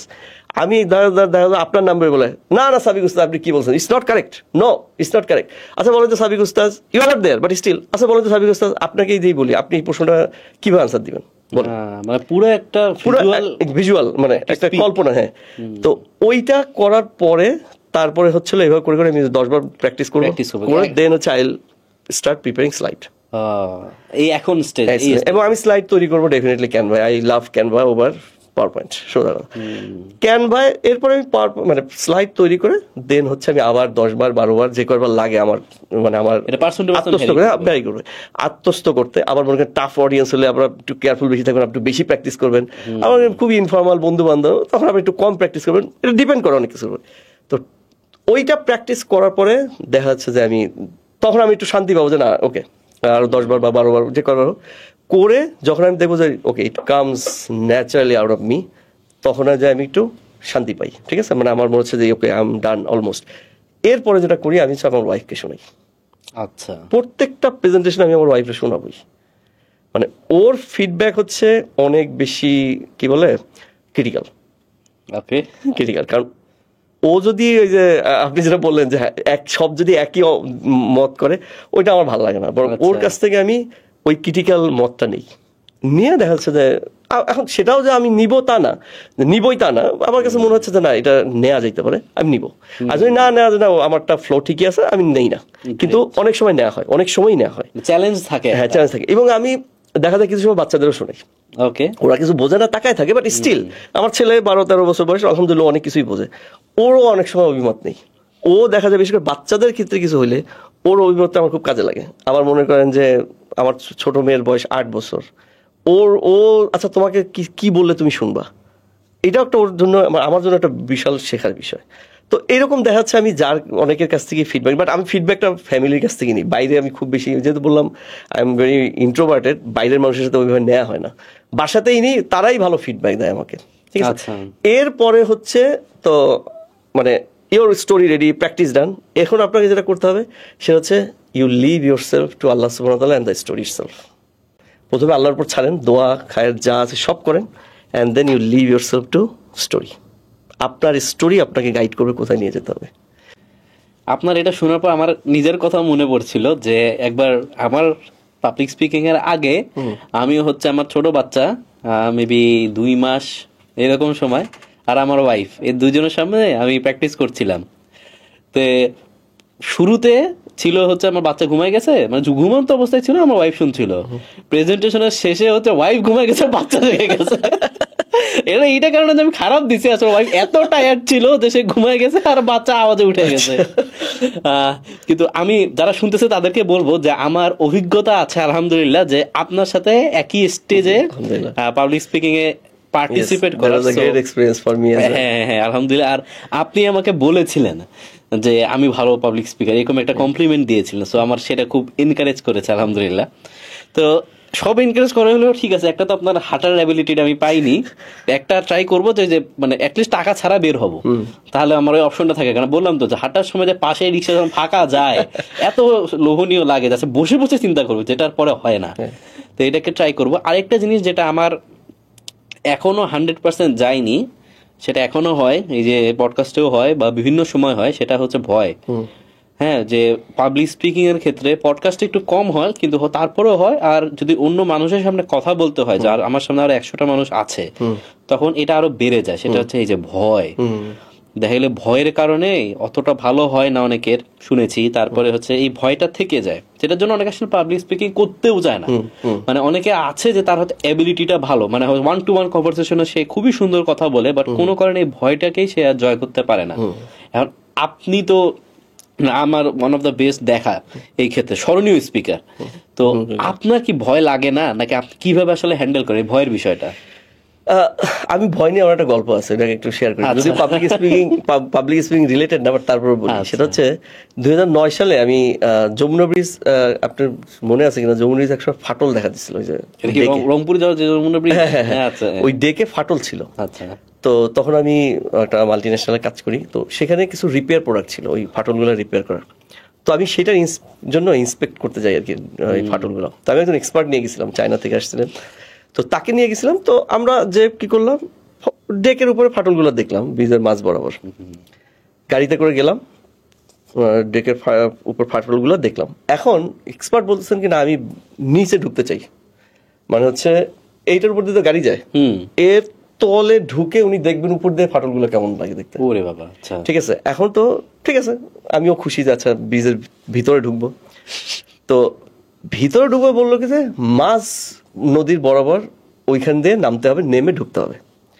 তো এই ধরেন ব্রিজ, ঠিক আছে, এই হচ্ছে ব্রিজের এইজ, এখান থেকে একটা সিঁড়ি নেমে গেছে, একেবারে খাড়া, এরকম না, মানে এটা যদি ব্রিজ হয়, আপনি বলতেছেন ব্রিজের মাঝে গিয়ে সাইডে একটা সিঁড়ি নেমে গেছে একেবারে নিচ দিয়ে, যে নদী পর্যন্ত, মানে নদী মানে পর্যন্ত ওই একটা পাটাতন আছে নিচে, পাটাতনটা আছে মানে পানির ঠিক 3 ফিট উপরে। আচ্ছা, একটা পাটাতন আছে, ওই পর্যন্ত নামছে, নেমে আবার আপনাকে উঠে তারপর ব্রিজের ভিতরে ঢুকতে হবে। ঠিক আছে। তো আপনি যখন আমি যখন নামছিলাম, আমি যদি স্লিপ করি একেবারে নদীর বক্ষে, মানে একেবারে মাঝ বরাবর। তখন ছিল বর্ষাকাল, নদী এমন খরস্রোতা, নদী একবার ফুল, মানে কোনো মানে এমন সময় চর পড়ে থাকে, চরের দেখা নেই, সব ডুবে আছে। তো নেমে আমি কি করি, ওই পাটাতনের উপরে দাঁড়িয়ে আছি, আমার চারিদিকে পানি আর পানি, আমি ভয়ে অস্থির। তো এখন নামার সময় তো আমি আমি সামনে আমার উপরে একজন লোক, নিচে একজন লোক দিয়ে তারপর নামছি, যে আমি ধরতে পারি। তো কিন্তু তারপর পড়ে গেলে আর ধরবে কি, পানিতেই পড়ে যাবো। তো ওই যে ভয়টা আমি পাই, আমার জিন্দগিতে এত ভয় আমি পাই নাই কখনো। তো তখন আমি একটা জিনিস চিন্তা করলাম যে আসলে আমি তো ভয় পাচ্ছি, এক্সপার্ট দেখলাম দেখে ঠাস করে নেমে ঢুকে উনি চলে গেল, আমি খুঁজেই পেলাম না, তাহলে বাকিরা সব নেমে গেল। জিজ্ঞেস, আচ্ছা আপনারা কি ভয় পান না? আমি তো ভয়ে অস্থির হয়ে গেছি। বলে যে দেখেন, ভয় আমরাও পাই, তো পয়েন্ট হচ্ছে আমরা ভয়টাকে ম্যানেজ করতে শিখছি। তো আমার পয়েন্ট হচ্ছে এটাই যে আপনি পাবলিক স্পিকিং দিবেন আর ভয় পাবেন না, এটা হবেই না। আমার যখনই শুনি যায় next after say 1 week you have got a presentation, আমার না হয় বন্ধ হয়ে যায় ভয়ে। কারণ হচ্ছে ভয় আপনাকে পাবেন, আপনি মানে পাবলিক স্পিকিং এমন একটা জিনিস, এটা আপনি ভয় পাবেনই, ভয় পাওয়ারই জিনিস, না পাইলে আর বরং খারাপ। তো ভয় আপনি পাবেনই, but you have to learn to manage the fear will be there, but you have to learn to manage it. এই ম্যানেজ করাটাই হচ্ছে বিষয়। ঠিক আছে। এই ম্যানেজ করবেন কি হবে? তো ম্যানেজ করবেন হচ্ছে, মনে করেন আপনি আসলে ভয়টা কোত্থেকে আসে সেটা হচ্ছে ইম্পর্টেন্ট। মনে করেন আপনি একটা হলে ঢুকছেন, দেখলেন অডিয়েন্সের ঠাসা, সব আপনার দিকে তাকিয়ে আছে। যেমন আমি মাদ্রাসাতুন নূরে প্রথম যেবার গেছি, আমি ঢুকেই দেখি সব বসে আছে, আমি ঢুকছি অবশেষে, সব আমার দিকে কিভাবে তাকিয়েছে, ভয়ে অস্থির। তো এইটা এখন পয়েন্ট হচ্ছে, আপনার তখন ওই মুহূর্তে কি মনে হবে যে সবার everybody has got a knife, if you make a mistake they will throw the knife at you, এরকম মনে হয়। ঠিক আছে। তো সব আপনার শত্রু ভাবাপন্ন, হোস্টাইল, এইটা মনে হবে। এইখান থেকেই কিন্তু ভয়টা আসে। তো এখন পয়েন্ট যেটা হচ্ছে যে এইখানে যেটা করতে হবে, প্রথমে অডিয়েন্সটা আপন করতে হবে। Okay, you have to own the audience. এখন আপন করবেন কি হবে? কারণ ওই সময় আবার আপনি সবচেয়ে বেশি নার্ভাস, শুরুতে তো মানুষ বেশি নার্ভাস থাকে। এক তো আপনি মানে নার্ভাস সর্বোচ্চ, আবার আপনার অডিয়েন্স আপনার ছুরি নিয়ে বসে আছে। এখন কি এটা একটা ব্যালেন্স তো একটা করতে হবে এখানে। এবং রিসার্চ বলে যে, রিসার্চ নিয়েও প্রশ্ন থাকতে পারে, বাট ফার্স্ট ফিউ সেকেন্ডস আর ফার্স্ট ফিউ মিনিটস, তো একটা রিসার্চ বলে যে 37 সেকেন্ডস, একটা 37 সেকেন্ডস সেই অডিয়েন্স শুনে বুঝতে পারবে, আপনার বডি ল্যাঙ্গুয়েজ বা আপনার কথাবার্তা শুনেই বুঝতে পারবে অডিয়েন্স আপনার কাছে আপনাকে আর শুনবে কি শুনবে না। 37 সেকেন্ডসের মধ্যে আপনি যদি তাদেরকে না নিতে পারেন, মানে তাদের আপনার সাথে যাত্রায়, তারা আর আপনার কথা শুনবে না, তাদের ব্রেইন অন্যদিকে ফোকাস করবে। এখন আপনি আবার ওই সময় সবচেয়ে বেশি নার্ভাস। তো এই যে শুরুর যে এই সেশন, এই পার্টটুকে বলা হয় সাইকোলজির ভাষায় বলা হয় থিন স্লাইসিং। তো এই থিন স্লাইসিং খুব ইম্পর্টেন্ট। ওই সময় আপনাকে কীভাবে অডিয়েন্সকে নেওয়া যায়। অনেকে স্টোরি দিয়ে শুরু করেন, এখন কারো হয়তো স্টোরি টেলিং খুব ভালো। আমার স্টোরি টেলিং হয় কি, মুভির মতো করে আমি বলতে পারি না, বা আমার বলাতে সমস্যা হয়, বা ওইরকম সাসপেন্স ক্রিয়েট করাটা আমি অত অ্যাক্টিং ভালো পারি না। আমি যেটা বলতে বিশেষ করে সেটা বলি আর কি। তো এই জন্য আমার ওটা আমার জন্য এফেক্টিভ না। কারো যদি মনে হয় সাসপেন্স ক্রিয়েট করতে পারে উইথ মুভি, সরি স্টোরি, তার ওইটাতে যাওয়া উচিত। আমার জন্য সাসপেন্স ক্রিয়েশন করতে পারে হচ্ছে কোশ্চেন দিয়ে। আমি এমন একটা ইন্ট্রিগিং কোশ্চেন তৈরি করব, আচ্ছা, যেটা ওরা চিন্তা করবে, মানে তাদের যে এক্সিস্টিং নলেজ সেটাকে চ্যালেঞ্জ করবে। এবং অথবা তারা এই ধরনের জিনিস শোনেই নাই, আই উইল সারপ্রাইজ দেম। তখন কি হবে, আপনি যখন প্রশ্ন করবেন ইন্ট্রিগিং কোশ্চেন, তখন কি হবে, অডিয়েন্স দেখবেন পাগল হয়ে যাবে আনসার দেওয়ার। কারণ তার সবাই তার কি বলে ইন্টেলিজেন্স শো করতে চাইবে তখন। আরে সাবিক উস্তাদ এই প্রশ্ন আনসার ইজ রিয়েলি ইন্টেলিজেন্ট, বা অমুক উস্তাদ বা অমুক লোক এরা সলভ করতে পারছে, মানে বা অন্যরাও ভাববে যে আমি খুব ইন্টেলিজেন্ট। তো তারা দেখবেন যে পাগল হয়ে গেছে এই প্রশ্নের আনসার করার জন্য। এই যে হয়ে গেল না, you get the audience with you, interaction হয়ে গেছে। এরপর দেখবেন আপনার মনে হবে না কিছু ছুরি, এ তো আমার লোক, আমি এদের কাছের লোক, বা তারা আমার কাছের লোক। এই যে কোশ্চেন ধরে এখন আপনি আগাইতে থাকেন, আগাইতে আগাইতে আগাইতে এই কোশ্চেনটা ধরেই আপনি আগান আপনার স্টোরিটা। এবং এই কোশ্চেনটা it has to be part of your story or script. It has to be well designed so that it challenges the audience. ঠাস করে একটা ডিসকানেক্টেড একটা স্টোরি বলে দিবেন, বা আমি একটা কৌতুক বলতে চাই, ইট ডাজন্ট ওয়ার্ক। এমন যেটা বলতে হবে, মানে প্রশ্ন করতে হবে যেটা intriguing question, it has to be connected to your topic as well as it will challenge them. Okay, মানে একটু চিন্তা করতে হবে, অথবা সারপ্রাইজ করে দিবে তাদেরকে। কারণ সারপ্রাইজ যদি আপনি অডিয়েন্সে করতে পারেন, তাহলে দেখবেন যে তাদের ওই ইটা ভেঙে পড়ে, প্রতিরোধ শক্তিটা ভেঙে পড়ে। তখন আপনার কথা খুব মনোযোগী শুনুন, হুমায়ুন আহমেদের কথা। সারপ্রাইজ করলে মানুষের প্রতিরোধ শক্তি ভেঙে যায়, তখন সে আপনার কথা মনোযোগ দিয়ে শোনে। তো এইটা যদি আপনি করতে পারেন, আপনি অডিয়েন্সকে সাথে নিয়ে নিছেন, আপনার আর টেনশন নেই। এখন আপনি এই প্রেজেন্টেশন আপনার ভালো যাবেই ইনশাল্লাহ, যদি আপনি পরবর্তীতে আপনি যদি আবার উল্টাপাল্টা কিছু না করে বসেন, ফ্লো যদি মেনটেন করেন, your successful in that presentation. তো এইটা খুব ইম্পর্টেন্ট।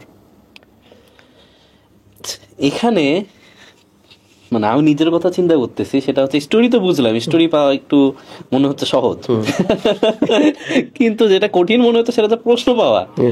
আপনার ক্ষেত্রে প্রশ্নটা কিরকম, মানে এটা তো একটা কঠিন সায়েন্স মনে হচ্ছে, যে কারণ এখানে প্রশ্ন বলতে এরকম না যে আমি এমন একটা জায়গায় গেলাম ম্যাথের প্রেজেন্টেশন দিতে, আমার টপিক হচ্ছে ম্যাথ কি ইম্পর্টেন্ট কিনা, এইরকম প্রশ্নটা অবশ্যই হওয়া যাবে না। আপনি একটু ডিফারেন্ট টাইপের প্রশ্ন বুঝাচ্ছেন অবশ্যই। তো এখানে আপনার ক্ষেত্রে প্রশ্নর মানে আপনি কিভাবে আসলে প্রশ্নটা ডিজাইন করেন? প্রশ্নটা ডিজাইনের ক্ষেত্রে আমাকে সবচেয়ে বেশি যেটা হেল্প করে সেটা হচ্ছে philosophy. Philosophy is all about questioning.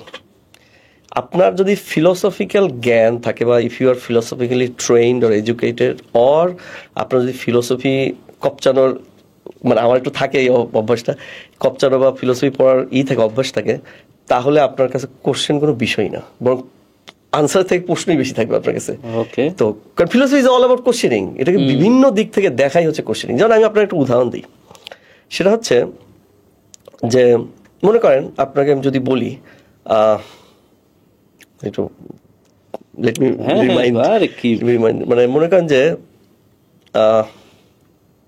বাংলাদেশের শিক্ষা ব্যবস্থা,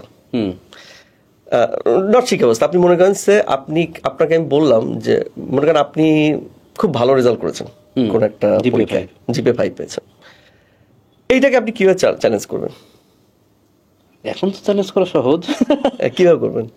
এই শিক্ষা তোমার কোথাও কাজে লাগবে না। তো ফিলোসফি যদি আপনার পড়ার অভ্যাস থাকে, তাহলে অনেক প্রশ্ন আপনি হাজির করতে পারবেন। মানে ফিলোসফির কাজ হচ্ছে প্রশ্ন করা, এইটা না তো ওইটা, ওইটা না তো এইটা, এমন এমন জিনিস নিয়ে এমন এমন প্রশ্ন করবে আপনি চিন্তাই করতে পারবেন না। তো এই জন্য আমার কাছে মনে হয় কি, যে কোনো প্রফেশনাল লোক ফিলোসফিক্যালি ট্রেন্ড হওয়া উচিত। ফিলোসফির বই পড়া, একেবারে ডিপে যাওয়ার দরকার নাই, এবং অনেক বেশি টেকনিক্যাল হয়ে গেলে ওগুলোর প্রয়োজনও নেই সত্যি কথা বলতে। But day to day philosophy যেটা, ওইগুলো খুব ইম্পর্টেন্ট। কারণ আমি এই জন্য আমি একটা কোর্সও ডিজাইন করতেছি, যে দ্য ফিলোসফিক্যাল প্রফেশনাল, যে প্রফেশনে অনেক কাজ আছে, যেমন কর্পোরেট সেগমেন্টে বা স্কুলে কাজ করে বা বিভিন্ন ইনস্টিটিউশনে কাজ করে, তাদের আসলে ডে টু ডে লাইফে ফিলসফিটা খুব জরুরি। কারণ কোশ্চেন যদি না থাকে আপনার উৎকর্ষ থাকবে না। আপনার যে কোনো জিনিসের উৎকর্ষ আসতে গেলেই কোশ্চেন লাগবে, আর কোশ্চেন আসবেই হচ্ছে ম্যাক্সিমাম আসি হচ্ছে ফিলসফি থেকে। তো এখন এই কোশ্চেনটা আপনি কিভাবে করবেন, মনে করেন আমি যেটা উদাহরণ দিলাম যে জিপিএ 5 পেয়েছে, এখন ওরে এই জিনিসটাকে কিভাবে প্রশ্ন করা যায়, তুমি যে জিপিএ 5 পেয়েছো যে সিস্টেমে, এই সিস্টেমটাই তো ঠিক না। আচ্ছা, ঠিক আছে, সিস্টেমটাই তো ঠিক না। কারণ হচ্ছে কি দেখেন, এমন একটা সিস্টেম আমরা প্লেস করেছি যেটা হচ্ছে আসলে আপনার সবার জন্য না। গুটি কয়েক স্টুডেন্ট যারা এটার সাথে একমত, ভালো করতেছে, তারা ভালো করতেছে, যারা পারতেছে না তারা ঝরে যাচ্ছে।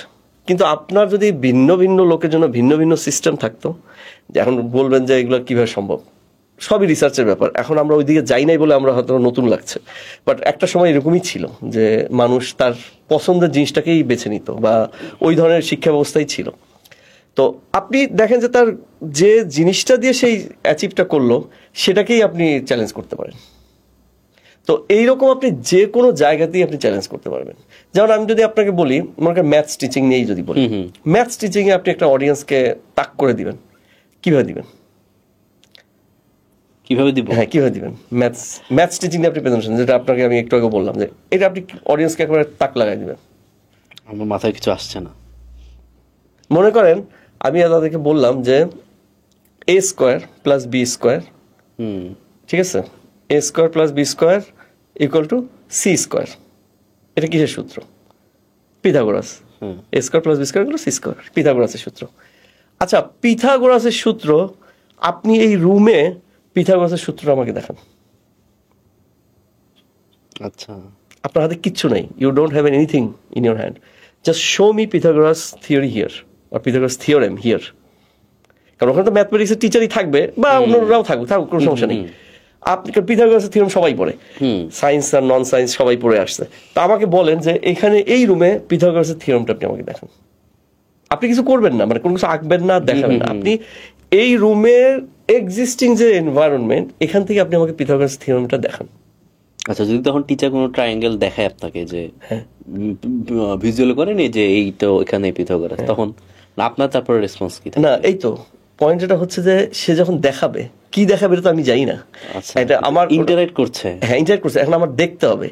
যখন ওটা দেখাচ্ছে, আচ্ছা এইটা, এখন এইটাকেও আমার চ্যালেঞ্জ করতে হবে, কারণ আনাল তো অডিয়েন্স আমার হারায় যাবে, তাই না? এটাকে একটু চ্যালেঞ্জ করবো আমি। এখন ওটা কি দেখাচ্ছে তার উপর ভিত্তি করে আমার চ্যালেঞ্জিংটা আসবে। কিন্তু আমি যদি আপনাকে বলি পিথাগোরাস থিওরেম দেখান, আমি বলবো ওই যে রুমের কোণা, ওই দেখেন রুমের কোণা যদি আপনি দেখেন, ওটা পিথাগোরাসের থিওরেম মানে ফলো করে। যেন আমি একবার, আমার এখনো মনে আছে, আমি একবার জমিতে গেছি সার্ভে করতে, তো আমার সাথে একজন রাজমিস্ত্রি দিচ্ছে। এখন আমাকে বলছে, আপনি যেহেতু সিভিল ইঞ্জিনিয়ার, আপনি এগুলা সার্ভেইং খুব ভালো পারবেন। আসলে আমি তো পারি না, এগুলো কখনো করিনি, আপনি যান, ওনারা নিয়ে যান। আমি কি করবো? সে রাজমিস্ত্রি আমাকে গাইড করছে কিভাবে করতে হবে। তো একটা জায়গায় প্রয়োজন ছিল এই পিথাগোরাসের থিওরেমের, কি জন্য ছিল আমার মনে আসছে না। তো বললো যে স্যার, এখন ও তো আর পিথাগোরাস থিওরেম জানে না, কিন্তু ও দেখলাম যে মানে আমার দরকার কি এই পারপেন্ডিকুলার জিনিসটা বের করা একটা পয়েন্টে। এখন আমি কিভাবে বের করবো?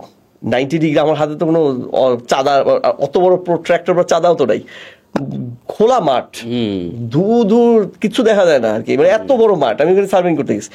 তো এখন আমাকে এরকম একটা ট্রায়াঙ্গেল আঁকতে হবে, মানে একটা পারপেন্ডিকুলার আঁকতে হবে একটার সাথে, কিভাবে করবো? আমি তো এখন আর বুঝি না, I was fresh graduate from engineering, তাও আমি পারতেছি না, মানে আইডিয়া নেই। ও কি করলো, ওটা দড়ি নিছে, দড়ি নিয়ে কি করছে, 3 ফিট কাটছে, কেটে একটা জায়গায় বসাইছে স্কেলের উপরে টান করে। এরপর কি করছে, 4 ফিট কাটছে, কেটে আবার ওইটার উপরে এভাবে করে দাঁড় করিয়েছে, ঠিক আছে। এখন সে ট্রায়াল এন্ড এরর দিচ্ছে, এইটা কি 5 ফিট হয় কিনা।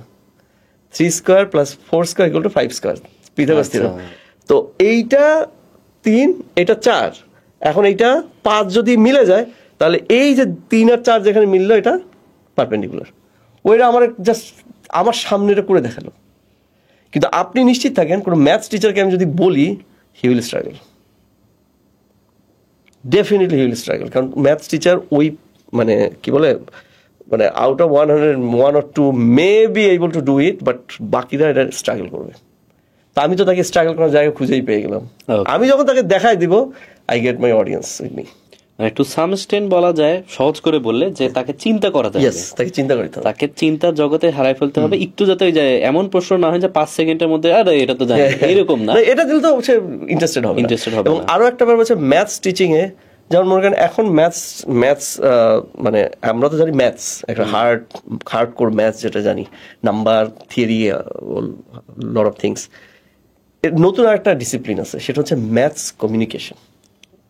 আচ্ছা, আপনি ম্যাথস ভালো পারেন, ইটস নট নেসেসারি যেটা আপনি কমিউনিকেটও করতে পারবেন। অনেক বড় বড় ম্যাথমেটিশিয়ান আছেন, তারা দে আর জাস্ট মানে unbelievable in mathematics, they are authority on mathematical theories, theorems, whatever it is, কিন্তু তারা ম্যাথস কমিউনিকেটই করতে জানেন না। দরকার নেই তাদের ওইটাই তাদের ফিল্ড, তাদের নতুন নতুন জিনিস আবিষ্কার করবে। কমিউনিকেশনের তো অ্যানাদার ব্র্যান্ড অফ ম্যাথমেটিশিয়ানস, তারা ফোকাসই করেন হচ্ছে ম্যাথমেটিক্যাল কমিউনিকেশন। ওকে, ম্যাথস কমিউনিকেশন, যেমন স্টিভেন স্ট্রোগার্স আছেন, বিউটিফুল ম্যাথস কমিউনিকেটর। ওনার কথা হচ্ছে আমি কমিউনিকেট করতেই বেশি ভালো লাগে। তারপর ডেভ কেইথলিন, এরকম অনেকে আছেন, ঠিক আছে। তো এনাদের যদি জর্ডান এলেনবার্গ, বিউটিফুল ম্যাথস কমিউনিকেটর, ওনাদের বই যদি পড়েন, ওনারা কি করেন ম্যাথসের কঠিন কঠিন সূত্রগুলো এত সুন্দর ভাষায় আপনার সামনে প্লেস করবেন, আপনার ওই ম্যাথস তো এটাই তো ম্যাথস হওয়া উচিত ছিল আমাদের স্কুল কলেজে। এখন আপনি এই জিনিসগুলা আপনার স্কুলে নিয়ে আসেন বাচ্চাদের সামনে, দেখবেন ম্যাথস ভীতি অনেকখানি কাটবে।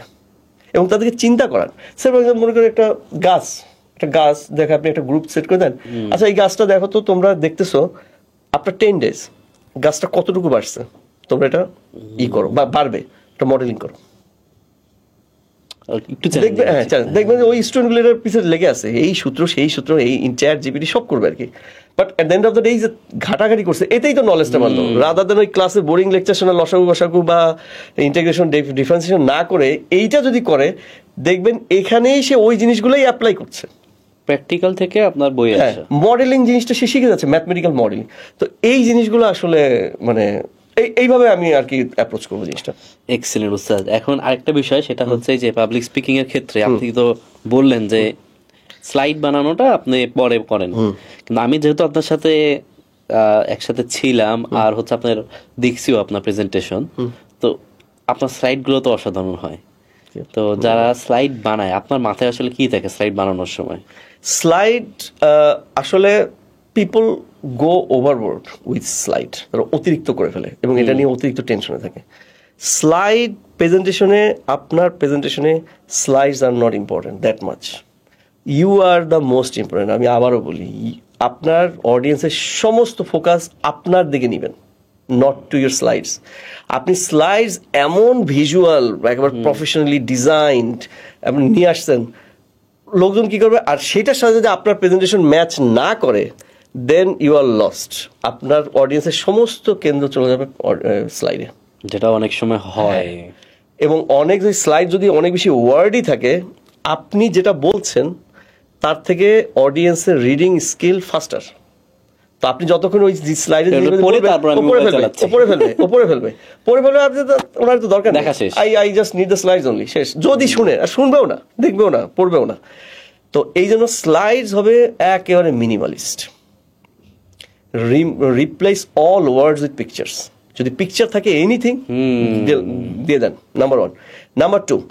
নাম্বার টু হচ্ছে, যদি আপনি একটা ওয়ার্ডে স্লাইড শেষ করতে পারেন বেস্ট, 2টা ওয়ার্ডেও ঠিক আছে, 3টা ওয়ার্ডেও ঠিক আছে। মানে পয়েন্ট হচ্ছে যে যত কম, একটা সেন্টেন্স দিতে হবে, সেন্টেন্সটা ওই কাট শর্ট করেন, ওটা আপনি মুখে বলেন বাট ওয়ার্ড দিয়ে দেন। এক্স্যাক্টলি, মানে হ্যাঁ, আপনার ক্ষেত্রে যেটা দেখেছি যে আসলে মানে পোস্ট প্রেজেন্টেশন আমার কাছে ওটাই মনে হয় যে জাস্ট লাইফে এমন টিচারও পেয়েছি যে পুরো ইনফরমেশন মানে একটা রিডিং, ওখানে যা লেখা আছে পড়ে যাচ্ছে। কিন্তু আপনার ক্ষেত্রে যেটা দেখেছি, ছবি থাকে আর হচ্ছে মানে আমার ইনফরমেশনটা জানার জন্য আপনার কথা শোনা ছাড়া আর কোনো ওয়ে নাই। এইটা আমি ডেলিভারেটলি করি, আপনাকে আমাকে শুনতে হবে, নাহলে আপনি ইউ উইল লুজ এভরিথিং। মানে আর ছবি বা যেটাই থাকে একটু ইন্টারেস্ট গ্রো করে, কিন্তু আমি ইনফরমেশন পাই না। ইনফরমেশন বলতে কি আসছে সেটা আমি জানি না। যে অনেকের ক্ষেত্রে হয় এটা নিয়েই তো বলবে, বুঝতে পারছি শেষ, ওই স্লাইডে পুরো মনোযোগ গেছে। কিন্তু আপনার ক্ষেত্রে যেটা হয়, যেটা বা হয়তো আমাদের করা উচিত, সেটা হচ্ছে হ্যাঁ থাকবে কিছু একটা ভিজুয়াল থাকবে, কিন্তু এটা হচ্ছে ইন্টারেস্ট একটু আগাবে, জাগাবে, কিন্তু ওই কি হবে নেক্সট এটা যেন আমার কাছ থেকে, এটা যেন সে না বুঝতে পারে। আমি স্লাইডটা দিব এমন ভাবে যে এটা কি হইতে পারে, he has to listen to me, he or she has to listen to me, otherwise you will not understand anything from the slide. তো এইটা আমার ডেলিভারেট প্ল্যান। আমার দুইটা প্ল্যান থাকে সবসময়, অডিয়েন্সকে চ্যালেঞ্জ করা, কন্ট্রোভার্সি ক্রিয়েট করা থাকে। কন্ট্রোভার্সি আমি ইচ্ছা করেই করি, প্লাস হচ্ছে হলো আপনার স্লাইডটা দেখে যেন আপনি না বুঝতে পারেন, ওইটা আমার কথা শুনতে হবে, আদারওয়াইজ আমি আপনাকে বুঝতে দিব না। এইটা আমার লাগবেই, আর নাহলে তো ওয়াই আই এম, আমার প্রেজেন্টেশনে আমি নায়ক আর কেউ না, আমার পয়েন্ট হচ্ছে সেটা। তো স্লাইড আপনার যত মিনিমালিস্ট হয়, যত সিম্পল হয়, এত লেখারও দরকার নাই, এত ভিজুয়ালেরও দরকার নেই, জাস্ট হচ্ছে আপনি কি বুঝাইতে চাচ্ছেন সেইটা একটা ইন্টারেস্ট গ্রো করার জন্য যতটুকু দরকার ততটুকু, এবং এর পিছনে কোনো প্রফেশনাল ট্রেনিং কিচ্ছুর দরকার নেই। আপনি আমি ক্যানভা কেন প্রিফার করি, কারণ ক্যানভার ভিজুয়াল এগুলো আমার কাছে অনেক বেশি টানে। Power point is also very good, but এটা আমি অতটা ট্রেন না, ক্যানভাও ট্রেন না, বাট ক্যানভা আমি গুতাগুতি করতে করতে হয়ে গেছে আর কি, আর যেহেতু আমার কেনা আছে এই জন্য আমি এটা ইউজ করি। বাট ওখানে যেটা হয় কি, আমার অ্যানিমেশন তারপরে হচ্ছে যা যা আছে এগুলো আমার খুব ভালো লাগে, এই জন্য আমি ওইটা ইউজ করি। অসাধারণ স্যার। এখান থেকে আমার পরে যে বিষয়টা জানতে যাচ্ছি সেটা নিয়ে আসি, সেটা হচ্ছে প্রথমে বলে নিই স্যার, মানে এই যে পাবলিক স্পিকিং নিয়ে এতক্ষণ কথা বলি, কিন্তু আমি চিন্তাও করিনি। মানে আমি যেটা ভাবতেছিলাম যে আজকের পডকাস্টটা মানে কিভাবে 20 মিনিট পার করবো, কারণ আপনাকে বলবো এটা কিভাবে করবো, আপনি এক অ্যান্সার শেষ। কিন্তু আসলে এত মজা পাচ্ছি যে আমি, অনেক টপিক আছে। তো লাস্ট টপিকে আসি, লাস্ট টপিক না মানে অনেক টপিকের মধ্যে ইম্পর্টেন্ট একটা টপিক, লাস্ট টপিক বলতে বোঝাচ্ছি প্রেজেন্টেশনের লাস্ট টপিক, সেটা হচ্ছে প্রশ্ন উত্তর। আর আমার নিজের যেটা এক্সপিরিয়েন্স ছিল আপনার সাথে, সেটা হচ্ছে আপনি তো যে বললেন যে এমন কিছু প্রশ্ন করবেন, চ্যালেঞ্জ করবেন, উত্তর প্রশ্ন আসবেই। আর আপনার সাথে আমার যে অভিজ্ঞতাটা ছিল যে প্রেজেন্টেশন শেষ করার পর প্রশ্ন আসতেছে, আমি আপনার দিকে হাত, এটা অ্যান্সার উনি দেবে, প্রশ্ন আসতেছে এটা অ্যান্সার উনি দেবে, সব আমি মনে হয় আপনাকে পাস করে দিয়েছিলাম। তো অবশ্যই আপনার পাবলিক স্পিকিং একটা পার্ট হচ্ছে প্রশ্ন আসবে, আর এটা খুবই চ্যালেঞ্জিং একটা পার্টও, কারণ মানে অনেকে, সব অডিয়েন্স তো সেম না, সবাই আপনার ফ্যানও না, আর আপনি যেরকম দিবেন ফ্যান হওয়ারও কথা না। তো যেমন নেক্সট টাইম আপনি কোথাও গেলে আপনাকে বডি ল্যাঙ্গুয়েজ নিয়ে প্রশ্ন করবে, অনেক ইম্পর্টেন্ট, আমিও বলতেছি, কিন্তু অবশ্যই যেটা আপনার পয়েন্ট আছে ডিফারেন্ট। এই যে প্রশ্ন হ্যান্ডেল কিভাবে করবেন একটা পাবলিক স্পিকিং এ? প্রশ্ন হ্যান্ডেল, প্রথম কথা হচ্ছে আমি আবারও বলি, পাবলিক স্পিকিং এ অনেক প্রশ্ন আপনি ক্রিয়েট করবেন, এবং ক্রিয়েট করতে পারলেই আপনি সাকসেসফুল। ঠিক আছে, আমি এই বিষয়ে কি প্রশ্ন আসতে পারে এরকম কিছু? কোনটা? আমি যে টপিকে কথা বললাম, এই মানে প্রশ্ন ক্রিয়েট করবো বলতে, ও মানে ডেলিভার করার সময় আমি ক্রিয়েট করব, ডেলিভার সময় আপনার ডেলিভার অ্যাটেম্পটই থাকবে যে আপনি প্রশ্ন যাতে আসে। কারণ হচ্ছে কি, আমি যে জিনিসটা যে বললাম, science of story telling, will স্টোরের লেখা, ওই বইতে একটা কথা আছে সুন্দর, সেটা হচ্ছে লিটারেচার যখন লেখে মানুষ বা ফিকশন যখন লেখে, তখন কি করে মানুষ সব ইনফরমেশন দেয় না, কিছু ইনফরমেশন দিবে, ম্যাক্সিমামই বাদ রাখবে। কেন? কারণ হচ্ছে আপনাকে যদি সব ইনফরমেশন দিয়ে দেই, আইদার আপনি you will be lost in details, আপনি আর বিগ পিকচার খুঁজে পাবেন না, নাম্বার ওয়ান, অর যেটা আপনি ইন্টারেস্ট হারাই ফেলবেন। আপনাকে আমি সবসময়, বা একজন মুভি যে বানায় তাকে একটা ঘোরের মধ্যে রাখতে হবে, এই খুনটা এ করছে নাকি ও করছে, এই যে একটা আপনাকে সবসময় নিয়ে রাখা, আবার দেখা যায় কিছু ইনফরমেশন দিয়ে আপনাকে আরেকটু চিন্তা করাবে, আবার টেনে ধরবে আপনাকে। তো উইল স্টোর বলতেছেন যে আপনি মানুষের মধ্যে তৈরি করবেন কীভাবে, কি বলে কিউরিসিটি তৈরি করবেন কীভাবে। কিউরিওসিটি তৈরি করার একটা উপায় হচ্ছে আপনি বেশি ইনফরমেশন দিবেন না, ইনফরমেশন গ্যাপ। ওকে, ইনফরমেশন গ্যাপ থাকাটা খুব জরুরি। সব ঢেলে সেজে দিবেন না, যেটা করবেন show more, explain less, and মানে কি বলে কিপ ইনফরমেশন গ্যাপ। তাকে চিন্তা করতে দেন, এই তো সেই, আবার একটু আগাবেন, আবার আটকে দিবেন। তো এইভাবে করলে হবে কি, সে সবসময় একটা ইসের মধ্যে থাকবে, আপনি you just play with the audience. ঠিক আছে, তো এইটা যেটা করলে হয়, যেটা হচ্ছে যে আপনার এগুলো করতে করতে দেখবে তারপরে কঠিন প্রশ্ন চলে আসতেছে, চ্যালেঞ্জিং প্রশ্ন আসবেই। ঠিক আছে, এবং আপনাকেই চ্যালেঞ্জ করে বসবে। তো আলহামদুলিল্লাহ, আপনাকে যদি চ্যালেঞ্জ করে বসে, ইউ আর সাকসেসফুল। তো এখন এই যে আমি যেটা বললাম, এই কঠিন প্রশ্নগুলা আপনি হ্যান্ডেল করতে পারবেন। একটা ভালো উপায় হচ্ছে পড়াশোনা। আপনার যে যুক্তি বা আপনার যে বিষয়, পৃথিবীতে দেখেন এক আল্লাহ সুবহানাহু ওয়া তাআলা যা পাঠিয়েছেন এইটা হচ্ছে আক্ষরিক, এটা আপনি চ্যালেঞ্জ করতে পারবেন না। রাসূল সাল্লাল্লাহু আলাইহি ওয়াসাল্লামের যে সহি বা সুন্নাহ বা সহি হাদিস যেটা হোক, এটাও আপনি চ্যালেঞ্জ করতে পারবেন না। This are all given, fixed. এছাড়া যাই বলেন না কেন, all are perspectives, either your perspectives or my perspectives. আপনারটা আমি চ্যালেঞ্জ করতে পারবো, আপনিও আমাকে চ্যালেঞ্জ করতে পারবেন। আমার মতামত আপনি নিবেন এইটা আমি এক্সপেক্ট করি না, আবার আপনার মতামত আমার উপর চালিয়ে দিবেন এটাও আমি মানে মানবো না। আপনি আমাকে প্রেজেন্টেশনের মধ্যে আপনি আমাকে চ্যালেঞ্জ করতে পারবেন, বাট আপনি আপনার মত আমাকে চাপিয়ে দিবেন এটা আমি অ্যাকসেপ্ট করবো না। আমার কথা হচ্ছে এটা, আপনার মত যা থাকুক, আই ডোন্ট কেয়ার, এটা আমার দেখারও বিষয় না। আমি যেটা বলছি সেটার সাথে আপনি একমত কি একমত না, যদি একমত হন আলহামদুলিল্লাহ, না একমত হন স্টিল আলহামদুলিল্লাহ, আপনি চ্যালেঞ্জ করেন, আমি চ্যালেঞ্জ ব্যাক করবো আপনাকে। কিন্তু আপনি আমাকে পার্সোনাল অ্যাটাক করবেন না, কোনো উপদেশ দিবেন না, এবং আপনি কোনো কিছু ধরেও নিবেন না, যা না এইটা নাই ওইটা নাই, না প্লিজ বি প্রফেশনাল। আপনি প্রশ্ন করেছেন আমাকে চ্যালেঞ্জ করার জন্য, আমি চ্যালেঞ্জটার উত্তর দেবো, নিবেন কি নিবেন না দ্যাটস আপ টু ইউ, ঠিক আছে? আর এই কঠিন প্রশ্ন যখন আসবে, এইটা ডিফেন্ড করার জন্য, আপনার নিজেকে ডিফেন্ড করার জন্য সমস্ত ইনফরমেশন আপনার সাথে থাকতে হবে। সমস্ত ইনফরমেশন বলতে বোঝাচ্ছি যেটা ডিফেন্ড করার জন্য যা দরকার, সমস্ত আর সম্ভব না, ডিফেন্ড করার জন্য যা করা দরকার। আর অনেক সময় কি কঠিন প্রশ্ন আসলে মানুষ একটু শেকি হয়ে যায়, মানে এইটা যতটা পারা যায় না করতে, মানে কনফিডেন্ট থাকতে। আপনি যদি না এটা আমার জানা নেই, শেষ, ওটাও কনফিডেন্স বলবেন, আমি এটা বলতে পারবো না, আপনি দেখে আমি আপনাকে জানাবো, আপনার ফোন নাম্বার দেন আমি আপনাকে জানিয়ে দেবো। Okay great. কিন্তু সেই কি হওয়া যাবে না, না তো এই সেই, এতে হলে হবে কি অডিয়েন্স আপনার উপরে আস্থা হারিয়ে ফেলবে। অডিয়েন্স আপনার সাথে একমত হবে এটা আসলে অডিয়েন্স নিজেও চায় না, কিন্তু আপনি যেটা বলছেন you have to defend that and you have to be on that. আপনি যেটা বলছেন সেটা আপনার বিশ্বাস আছে কিনা। যেমন আমি এখানে একটা মানে ছোট্ট একটা গল্প শেয়ার করি। রাসূল সাল্লাল্লাহু আলাইহি ওয়াসাল্লাম যখন মদিনায় যান তো শোরগোল, এই কি আসতেছে, রাজা আসতেছে, মানে বলতেছে ইহুদিরা বলতেছে মুসলিমদের রাজা আসতেছে, মানে entire Medina was in festive mood because the leader is coming, রাসূল সাল্লাল্লাহু আলাইহি ওয়াসাল্লাম ইজ কামিং ফ্রম মক্কা। তো যখন রাসূল সাল্লাল্লাহু আলাইহি ওয়াসাল্লাম আসার পরে আব্দুল্লাহ ইবনে সালাম, ইনি ছিলেন হচ্ছে, আমি যদি মিস্টেকের না হই, নামটা যদি ভুল না করি, আব্দুল্লাহ ইবনে সালাম, উনি হচ্ছেন একজন বেশ বড় রাবাই, ইহুদির রাবাই ইন মদিনা। উনি কি করেন, উনি রাসূল সাল্লাল্লাহু আলাইহি ওয়াসাল্লামের সাথে দেখা করেন বা একটু কথাবার্তা বলেন, সাথে সাথেই আশহাদু আল্লা ইলাহা ইল্লাল্লাহ ওয়া আশহাদু আন্না মুহাম্মাদুর রাসূলুল্লাহ। কেন?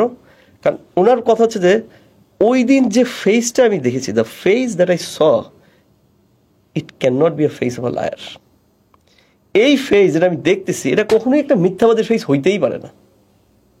তো আপনি যখন প্রেজেন্টেশন দিবেন, আপনি যেটা বিশ্বাস করেন ওইটা আপনার মধ্যে এমন, মানে আপনার রন্ধ্রে রন্ধ্রে, শিরা উপশিরা, আপনার মুখে, ভাষায়, সব জায়গায় এমন ভাবে থাকতে হবে লোকজন আপনাকে আসলে চ্যালেঞ্জ করতেই ভয় পাবে। কারণ আমি চ্যালেঞ্জ করলে আবার আমাকেই তো চ্যালেঞ্জ করে বসবে, তো এই চ্যালেঞ্জ করতেই ভয় পাবে। আর যদি চ্যালেঞ্জ করেও বসে, you defend with your belief. কারণ অডিয়েন্স যেটা খোঁজে যে what are you sharing with them and how much you believe in what you are sharing. Your belief, okay, what you are sharing and your belief in what you are sharing, এই দুইটা important জিনিস হচ্ছে audience খোঁজে অবচেতন মনে, তারা হয়তো বলতে পারে না, বাট খোঁজে এইভাবেই আসবে। তো এই জিনিসগুলো মেনটেন করা খুব জরুরি। আর কঠিন প্রশ্ন আনসার দেওয়া ওইটাই, আপনাকে একটু শক্ত থাকতে হবে, আপনিও দরকার চ্যালেঞ্জ করে বসেন অডিয়েন্সকে দু এক সময়। আর হচ্ছে বাট ডেফিনেটলি পোলাইট হয়, আবার তাকে খারাপ ভাবে না। এবং আপনি প্রচুর পরিমাণে পড়াশোনা করতে হবে। পড়াশোনা করলে যত পড়াশোনা করবেন আপনি আটকাবেন না ইনশাআল্লাহ। আর আটকালেও সমস্যা নেই, কনফিডেন্স। আমি যেমন কনফিডেন্সের সাথে আপনাকে পাস করছিলাম, সেটা হচ্ছে এখন একটা স্টোরি, মানে আপনার জীবন থেকেই স্টোরিটা। সেটা হচ্ছে আপনি তো আগে আরেক জায়গায় ছিলেন, জব আপনার ক্যারিয়ারের শুরুতে, আপনার বইয়ের ব্যাকগ্রাউন্ড, তারপরে বড় একটা জব করতেন অনেক ফুলুসওয়ালা, আলহামদুলিল্লাহ। তারপর আপনি টিচিং এ আসলেন। তো মানে এটা বাংলাদেশে তো আলহামদুলিল্লাহ টিচার, এটা one of the best profession, আলহামদুলিল্লাহ, বাট অনেক দিক দিয়ে বেস্ট না ফিনান্সিয়ালি যদি আমি বলি।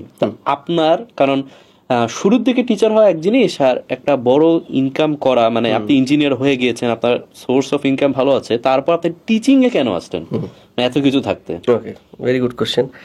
আমার প্রথম যেটা হচ্ছে যে আমার আসলে আমি তো আমার জব ছেড়ে দেই 2017 সালে। 2017 সালের অক্টোবরের 31 তারিখে আমার জব ছেড়ে দেই। নভেম্বর থেকেই আমার আমার আমার যে অন্টারপ্রেনারশিপ বা অন্টারপ্রেনার যে ড্রাইভ সেটা শুরু করি, which is all about education. Because আমি আসলে I am very passionate about education. মানে এডুকেশন কারেন্ট সিস্টেম না, এটাকে চেঞ্জ করার ব্যাপারে বেশি প্যাশনেট। আচ্ছা, যে কোনো জিনিস চেঞ্জ করার ব্যাপারে আমি বেশি প্যাশনেট। তো আমি চাচ্ছি, I just want to disrupt this education system. এটা আমার গোল। I will disrupt this education system. I don't know how, Allah will help me, but one day আমি যেন দাঁড়ায় বলতে পারি yes, I have disrupted it. আমার এটাই লক্ষ্য নিয়ে আমি কাজ করি এবং এইটাই নিয়েই আমার সমস্ত চিন্তাভাবনা, আমার অর্গানাইজেশনের কাজ। এখন পয়েন্ট যেটা হচ্ছে কি, আপনি যেটা ডিসরাপ্ট করবেন সেটা সম্বন্ধে তো জানা খুব জরুরি, তাই তো? হ্যাঁ, সিস্টেমটা জানা খুব জরুরি। আর তার চেয়েও বড় বড় হচ্ছে ওই সময় প্রচন্ড অর্থকষ্ট ছিলাম। আমি স্কুলে কাজ নিয়েছি হচ্ছে অর্থকষ্ট থেকে বের হওয়ার জন্য। সাথে আমি দেখলাম যে ওকে, আমার যেহেতু একটা এডুকেশন নিয়ে আমার একটা স্বপ্ন আছে, আমি চেঞ্জ করতে যাচ্ছি, তো ওইটাকে আর একটু জানি ভালোভাবে, ওই সিস্টেমের সাথে ঢুকে দেখি। তো এই দুইটা কারণ, একটা হচ্ছে আমার অর্থকষ্ট থেকে বের হওয়া, প্লাস হচ্ছে আমি চাচ্ছি এডুকেশন সিস্টেম ভাঙতে, তাকে এটাকে দেখে আসি জিনিসটা কি। তো আমি যখন প্রায় 2 বছর কাজ করলাম, আলহামদুলিল্লাহ 2 দিন আগে আমি ছেড়ে দিলাম। তো আমার কাছে মনে হচ্ছে যে আলহামদুলিল্লাহ I have learned enough. Okay, I have learned enough to disrupt it. তো ইনশাল্লাহ let's get into disruption process. এবং আমার আলহামদুলিল্লাহ একজন আছে, আমার সাথে একজন সাথীও আছে, তিনি আর আমরা দুজনই একই ইনস্টিটিউশনের। তো আমরা একজন আরেকজনের সাথে আমাদের এটাও খুব ভালো হয়। এবং সবচেয়ে বড় হচ্ছে আমার অনেক শর্টকামিংস আছে, আমার শর্টকামিংস গুলো আমি দেখছি তার স্ট্রেংথ। ওকে, তো যার কারণে we compliment with each other, আলহামদুলিল্লাহ ভেরি গুড। তো ও আমার সাথে কাজ করছে, আমার জাস্ট 2 বছরের জুনিয়র। তো আমার সাথে কাজ করছে আলহামদুলিল্লাহ, he has got a little bit of success as well. তো এই সেন্স থেকে আসলে আমি টিচিংয়ে আসি। তো ঢুকে আবার অনেক কিছু দেখলাম, অনেক কিছু শিখলাম। এবং আমি ঢোকার আগে যেভাবে চিন্তা করেছি, আসলে ঢোকার পরে দেখেছি যে না, আসলে মানে গ্রাউন্ড রিয়েলিটি জানাটা খুব জরুরি। গ্রাউন্ডে না গেলে আপনি রিয়েলিটিটা বুঝবেন না। মানে এইখানে বসে আপনি দুনিয়া চেঞ্জ করতে পারেন, মানে স্বপ্নে, বাট ওখানে না গেলে আপনি কিভাবে চেঞ্জ করবেন, বা ওটা না জানলে আপনি কিভাবে চেঞ্জ করবেন। তো এই জানাটা আমার জন্য খুব জরুরি ছিল। আলহামদুলিল্লাহ আমি গেছি হয়তো অর্থ কষ্ট থেকে বাঁচার জন্য, তো সেটা তো আলহামদুলিল্লাহ কিছুটা আমি মানে ব্রিদিং স্পেস পেয়েছি definitely. At the same time I learned a lot. মানে বিভিন্ন শ্রেণী, ক্লাস 1 থেকে 9 পর্যন্ত মোটামুটি সবারই আমি ক্লাস নিয়েছি। একটা বাচ্চা কিভাবে চিন্তা করে, একটা টিনেজ কিভাবে চিন্তা করে, আমি সেটাও শিখেছি। টিচাররা কিভাবে চিন্তা করে, মানে মাদ্রাসার প্রিন্সিপাল বা স্কুলের প্রিন্সিপাল কিভাবে চিন্তা করে, আলহামদুলিল্লাহ গার্জিয়ানরা কিভাবে চিন্তা করে, এবং আমার সাথে আমার বাচ্চারা কিভাবে, তাদের সাথে আমি কথা বলবো। তো এই জিনিসগুলো একটা আমার, it was a great experience for me. এখন যেহেতু আপনার অনেক টিচার দেখেছেন, আপনার অনেক টিচারের সাথে কাজ, মানে প্রথমে তো আপনার টিচার ছিল, আমাদের লাইফে সব টিচাররাই ছিল মেমোরি, মানে টিচার জিনিসটা এরকম যে আমাদের মেমোরিতে থাকে। তারপর আপনি নিজেও অনেক টিচারদের সাথে কাজ করেছেন, অনেক ভালো ভালো টিচারের সাথে কাজ করেছেন। তো এখন হ্যাঁ, তো এখন হচ্ছে আপনার যদি বলা যায় যে সাপোজ আপনার একটা অর্গানাইজেশন, আপনি কি কি জিনিস স্বপ্ন করে ডিসরাপ্ট এগুলো করে ফেললেন, আপনার একটা অর্গানাইজেশন দিলেন, কি কি বৈশিষ্ট্য আপনার টিচারের আপনি হায়ার করলেন? আচ্ছা, আমি টিচারকে ওই টিচারকেই নিব যে মানে কি পড়ালাম এইটার থেকে বেশি খোঁজ হচ্ছে হ্যাপি স্টুডেন্টস। ওকে, ঠিক আছে, হ্যাপি স্টুডেন্টস। আমাকে যদি বলা হয় যে বিভিন্ন ক্যাটাগরির টিচার্সে ক্লাস 1-2 পড়াবে, আমি আপনাকেই নিব। কারণ আমি এই জন্য নিব, এবং আই মিন ইট, এবং আমি আপনাকে খুশি করার জন্য বলছি না, কারণ আমি খুশি করার জন্য বলি না, এটা আপনি জানেন। তো আমি কেন বলতেছি, কারণ হচ্ছে আমি একটা লেখাও লিখছিলাম, আপনি দেখছেন আর কি জিনিসটা, যে বিষয়টা হচ্ছে কি যে বাচ্চাদের সাথে মেশা এত সহজ জিনিস না। বাচ্চাদেরকে পড়াইতে হয় না, বাচ্চাদের সাথে শুধু মিশতে হয়। যেটা আপনার মধ্যে আছে, আমার মধ্যে কিছুটা আমি আনার চেষ্টা করি, বাট আসে না। বাট আর আমার সবচেয়ে ব্যাপার কি যে আমি মানে এত মানে ছোট বাচ্চাদের সাথে না মিশতে পারি না, আমার সমস্যা হয়। তাও অনেক চেষ্টা করছি, ওটা হয় নাই আর কি। ইনফ্যাক্ট আমি চাচ্ছিও না আর মিশতে। তো বাট আপনার মধ্যে আমি এটা দেখছি। তো আমি মাদ্রাসায় সব সময় বলছি যে, এবং সেই দিনও বলে আসছি যে প্রিন্সিপালকে, যে আপনি যদি ট্রেনিং সেশনে অ্যারেঞ্জ করেন, বিভিন্ন ক্যাটাগরির শিক্ষকদের জন্য করেন, ক্লাস 1-2 পড়াবে, এটার জন্য আপনি সাবিক উস্তাদকে বলেন, he will come and have a session with the teachers. মানে এই ধরনের কাজ করেন, পে হিম। এতে হবে কি, তার এক্সপিরিয়েন্সগুলো শেয়ার করবেন, অন্যরাও শিখবেন, অন্যরা জানবেন। কারণ at the end of the day মানে অনেক আছে কিন্তু বাচ্চাদের সাথে মিশতে পছন্দ করে, কিন্তু আবার দেখা যায় ক্লাস 1-এর ক্লাস পাচ্ছে না। আবার অনেক টিচার আছে যে বাচ্চাদের সাথে মিশতে পছন্দ, তাকে দিয়ে দিয়েছে ক্লাস 1-এর ক্লাস। জুনিয়র দেখলে একটু ক্লাস 1 ক্লাস দিয়ে দেয়, কারণ ওখানে একটু অনেকেই যেতে চায় না। তো এইটা হওয়া উচিত না, এইটা হওয়া উচিত না। এবং আমি মনে করি ক্লাস 1 এর ক্লাস যে টিচিং করবে তার স্যালারি, তার ফুলুসটাও একটু বেশি হওয়া উচিত। কারণ আমি আমার স্টুডেন্টের সাথে কথা বলতেছিলাম অস্ট্রেলিয়াতে, সে বলতেছে যে ভাইয়া অস্ট্রেলিয়াতে নাকি এই, আমি তার কথা রেফারেন্স দিয়ে বলছি যে এই মানে প্রি স্কুল লেভেলে যারা পড়ায় বা এদের স্যালারি স্ট্রাকচার ডিফারেন্ট, কারণ খাটনি বেশি, তো আসলেই খাটনি বেশি। মানে আমি যখন ক্লাস 1 2টা ক্লাস নিতাম যেদিন, ওদিন আসলে আমি দেখতাম যে আমার এগুলো সব শুকিয়ে গেছে আত্মা, মানে এত কষ্ট হইতো আর কি, চিল্লাইতে হইতে। কিন্তু ব্যাপারটা চিল্লানো না, তাদের সাথে একটা সিস্টেম ডেফিনেটলি আসছে যেটা আপনি মিশে করবেন, যেটা আপনি পারতেন, আমি পারতাম না। তো এইটা হচ্ছে আমার কাছে ইম্পর্টেন্ট, যে আপনি are you finding happy student, মানে are you looking for happy students, নাকি are you just looking for teaching, সিলেবাসটা কমপ্লিট করবে। হ্যাঁ, এই ধরনের শিক্ষক আমার দরকার নেই। আমার দরকার হচ্ছে are you there with their happiness. এইটা যদি হয়, আলহামদুলিল্লাহ, you are there, you are in for me. তো এইটা আমার জন্য খুব ইম্পর্টেন্ট। এবং আরেকটা ব্যাপার যেটা হচ্ছে যে আপনি বাচ্চাদেরকে, তো এখন হ্যাপি স্টুডেন্টস বলে, হ্যাপি স্টুডেন্ট জিনিসটা কি এটাও তো বুঝতে হবে। তো আপনি তাদেরকে পড়াতে পড়াতে পড়াতে এমন একটা জায়গায় নিয়ে গেছেন, মানে পড়াতে পড়াতে না, মানে স্বপ্ন দেখাতে বা কল্পনার জগতে নিয়ে নিয়ে এমন একটা জায়গায় ছেড়ে দিচ্ছেন, আপনার কিছু করা লাগবে না। You just sit back and relax and just observe them what they do. এইটাকে যে নোয়াম চমস্কি আছেন, একজন মানে বিশাল বড় একজন linguistic person, as well as he has a very মানে high authority on political philosophy. ওনার একটা শিক্ষা কি নিয়ে একটা সুন্দর একটা আর্টিকেল আছেন, ওখানে উনি একটা মানে একটা MIT একজন টিচারের উদ্ধৃতি দিচ্ছেন এভাবে যে what you cover in the class is not important, what they discover is more important. তো আমি ক্লাসে কি পড়ালাম ইজ নট ইম্পর্টেন্ট, ইম্পর্টেন্ট হচ্ছে যে আমি তাদেরকে প্রশ্ন করলাম বা এই করলাম, সেখানে কিভাবে পারলাম এটা আমার ব্যাপার, আমার দায়িত্ব, আমার মানে ওইটাই হচ্ছে আমার কি বলে মানে এফিসিয়েন্সি অ্যাজ এ টিচার। কিভাবে তাদেরকে আমি একটা অন্য জগতে নিয়ে যেতে পারবো, এবং তাদের যে ইনার ওয়ার্ল্ডের সাথে আমি আউটার ওয়ার্ল্ডকে কিভাবে কানেক্ট করতে পারবো, এইটা হচ্ছে আমার জন্য জরুরি। যেমন মনে করেন পাবলিক স্পিকিং জিনিসটাও এমনভাবে বলা হয় যে জাস্ট একটা মনে হচ্ছে যেন সাঁতার শেখার মতো একটা জিনিস, বা একটা সাইকেল চালানোর ভূমিকা কিন্তু আপনার জিন্দগিতে সেরকম নাই। ওই যতটুকু সময় সাইকেল চালাচ্ছেন ততটুকুই, বা দাবা খেলতেছেন, ভূমিকা নাই। আসলেই রিসার্চও বলে যে দাবা খেলার যত বুদ্ধি যা আছে ওই দাবা খেলার মধ্যেই সীমাবদ্ধ, বাইরে এফেক্ট করে না। পাবলিক স্পিকিং এটা না, পাবলিক শিখলে এইটা আপনার জীবনের অংশ হয়ে যেতে হবে। এটা যদি অংশ না করতে পারেন, ফরগেট পাবলিক স্পিকিং। আপনার ওয়াইফের সাথে কথা বলবেন, পাবলিক স্পিকিং চলে আসবে। আপনার বাবা মার সাথে কথা বলবেন, পাবলিক, বসের সাথে কথা বলবেন, পাবলিক স্পিকিং, কলিগের সাথে কথা বলবেন, পাবলিক স্পিকিং এর এলিমেন্ট চলে আসবে। আপনি আমরা দুজন কথা বলতেছি, পাবলিক স্পিকিং এর এলিমেন্ট চলে আসতে হবে।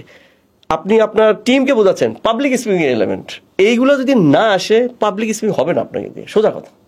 তো এই পয়েন্টগুলো থাকতে হবে। টিচিংও সেরকম, টিচিং জিনিসটা জিন্দগির সাথে মিলে যেতে হবে, এবং আপনার outer world, what they are teaching or what they are learning, it has to be connected to the inner worlds of the students. এইটা যদি না পারেন আপনি টিচারই না, সত্যি কথা। এইটা করে করে আপনি স্টুডেন্টকে এমন জায়গায় নিয়ে যাবেন, এরপর ছেড়ে দেন, ভাই তোমরা ঘুরতে থাকো, আমি একটু বসে থাকি। এইটা, এবং observe them what they do.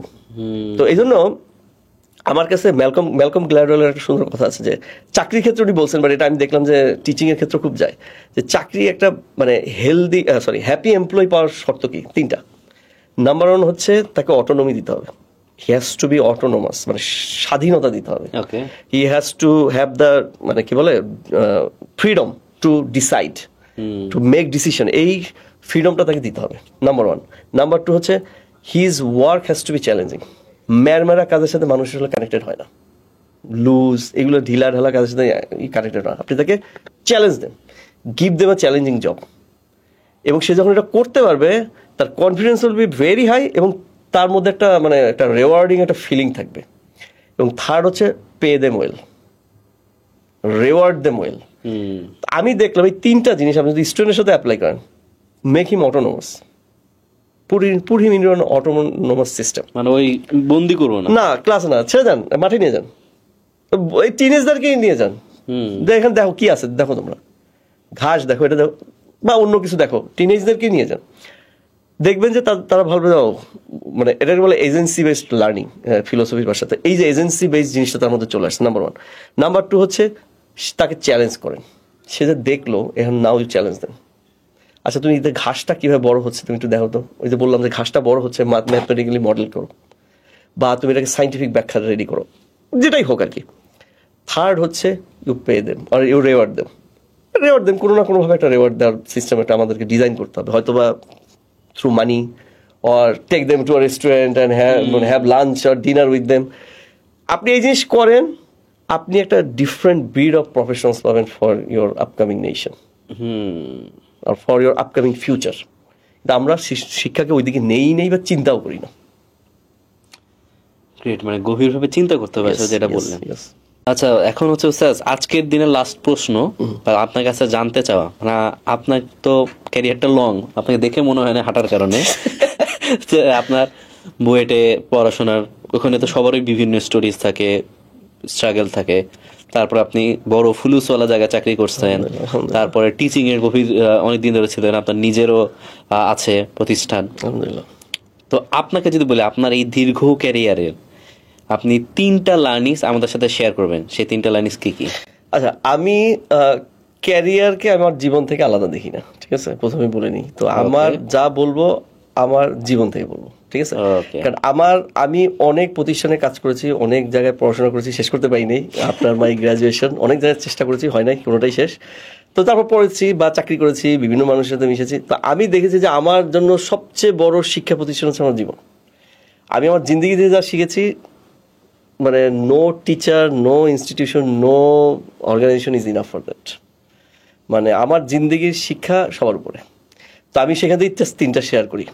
তো প্রথম কথা হচ্ছে যে আমি একটা জিনিস মনে করি যে একজন মানুষের জীবনের সবচেয়ে বড় সোশ্যাল ক্যাপিটাল হচ্ছে সম্মান, রেসপেক্ট।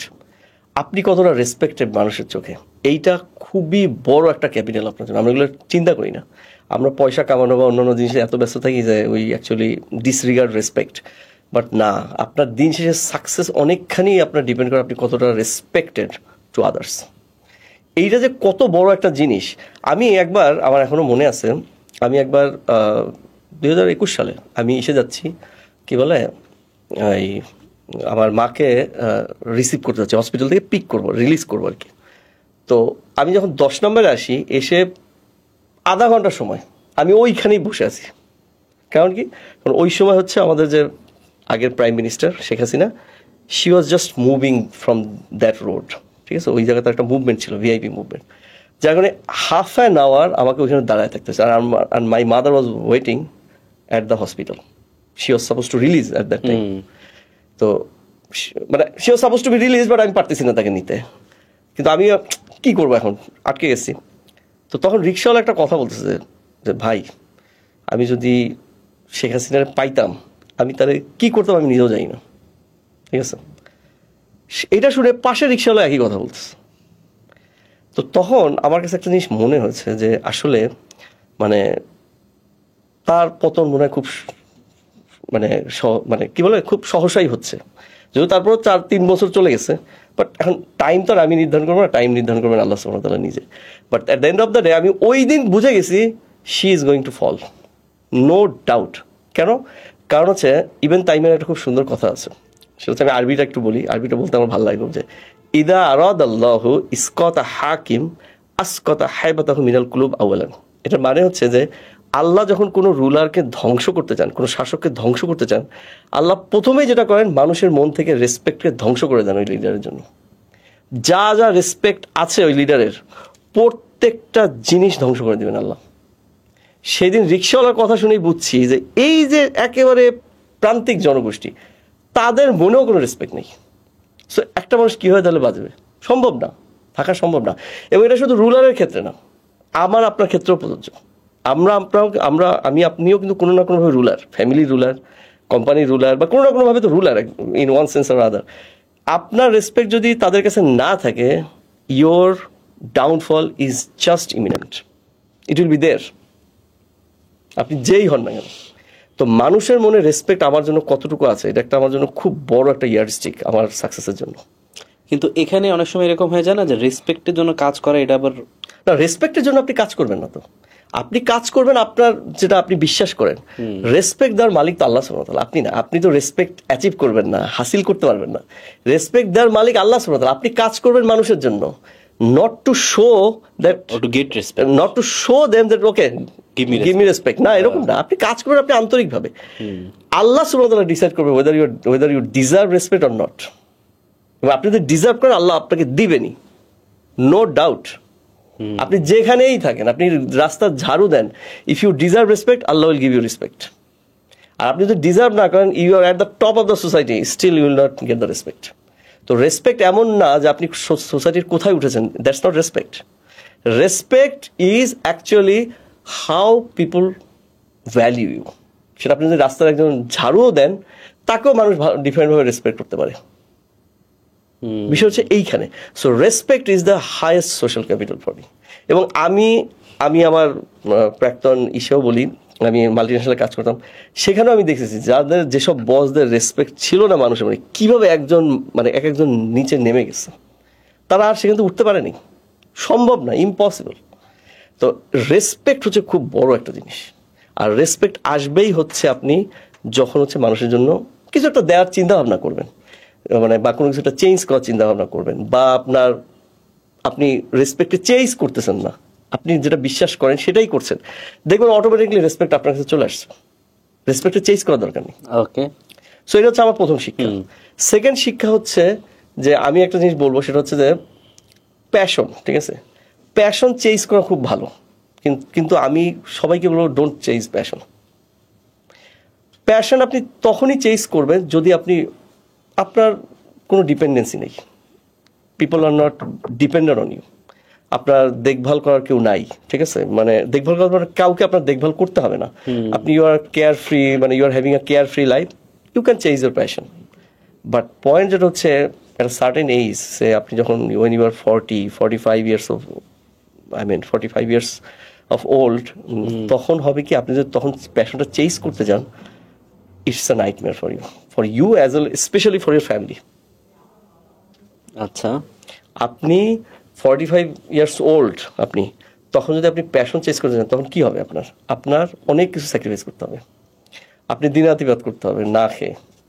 তারপর হচ্ছে ফ্যামিলি তখন এমন বেশি পরিমাণে সাফার করবে, মানে এটা আমি করছি তো আমি জানি, আমি এই পাগলামি কিছুদিন পরপরই করি, তো আল্লাহ মাহবুব জানে আমি আবার করতে যাচ্ছি, I don't know why, but কথা হচ্ছে আমি পারতেছি না, এটা না করেও আমি পারি না, কারণ আমার যা কস্ট এটা করতে যে, আর না করার যে কস্ট, সেটার থেকে আমার করতে যে কস্ট সেটা কম।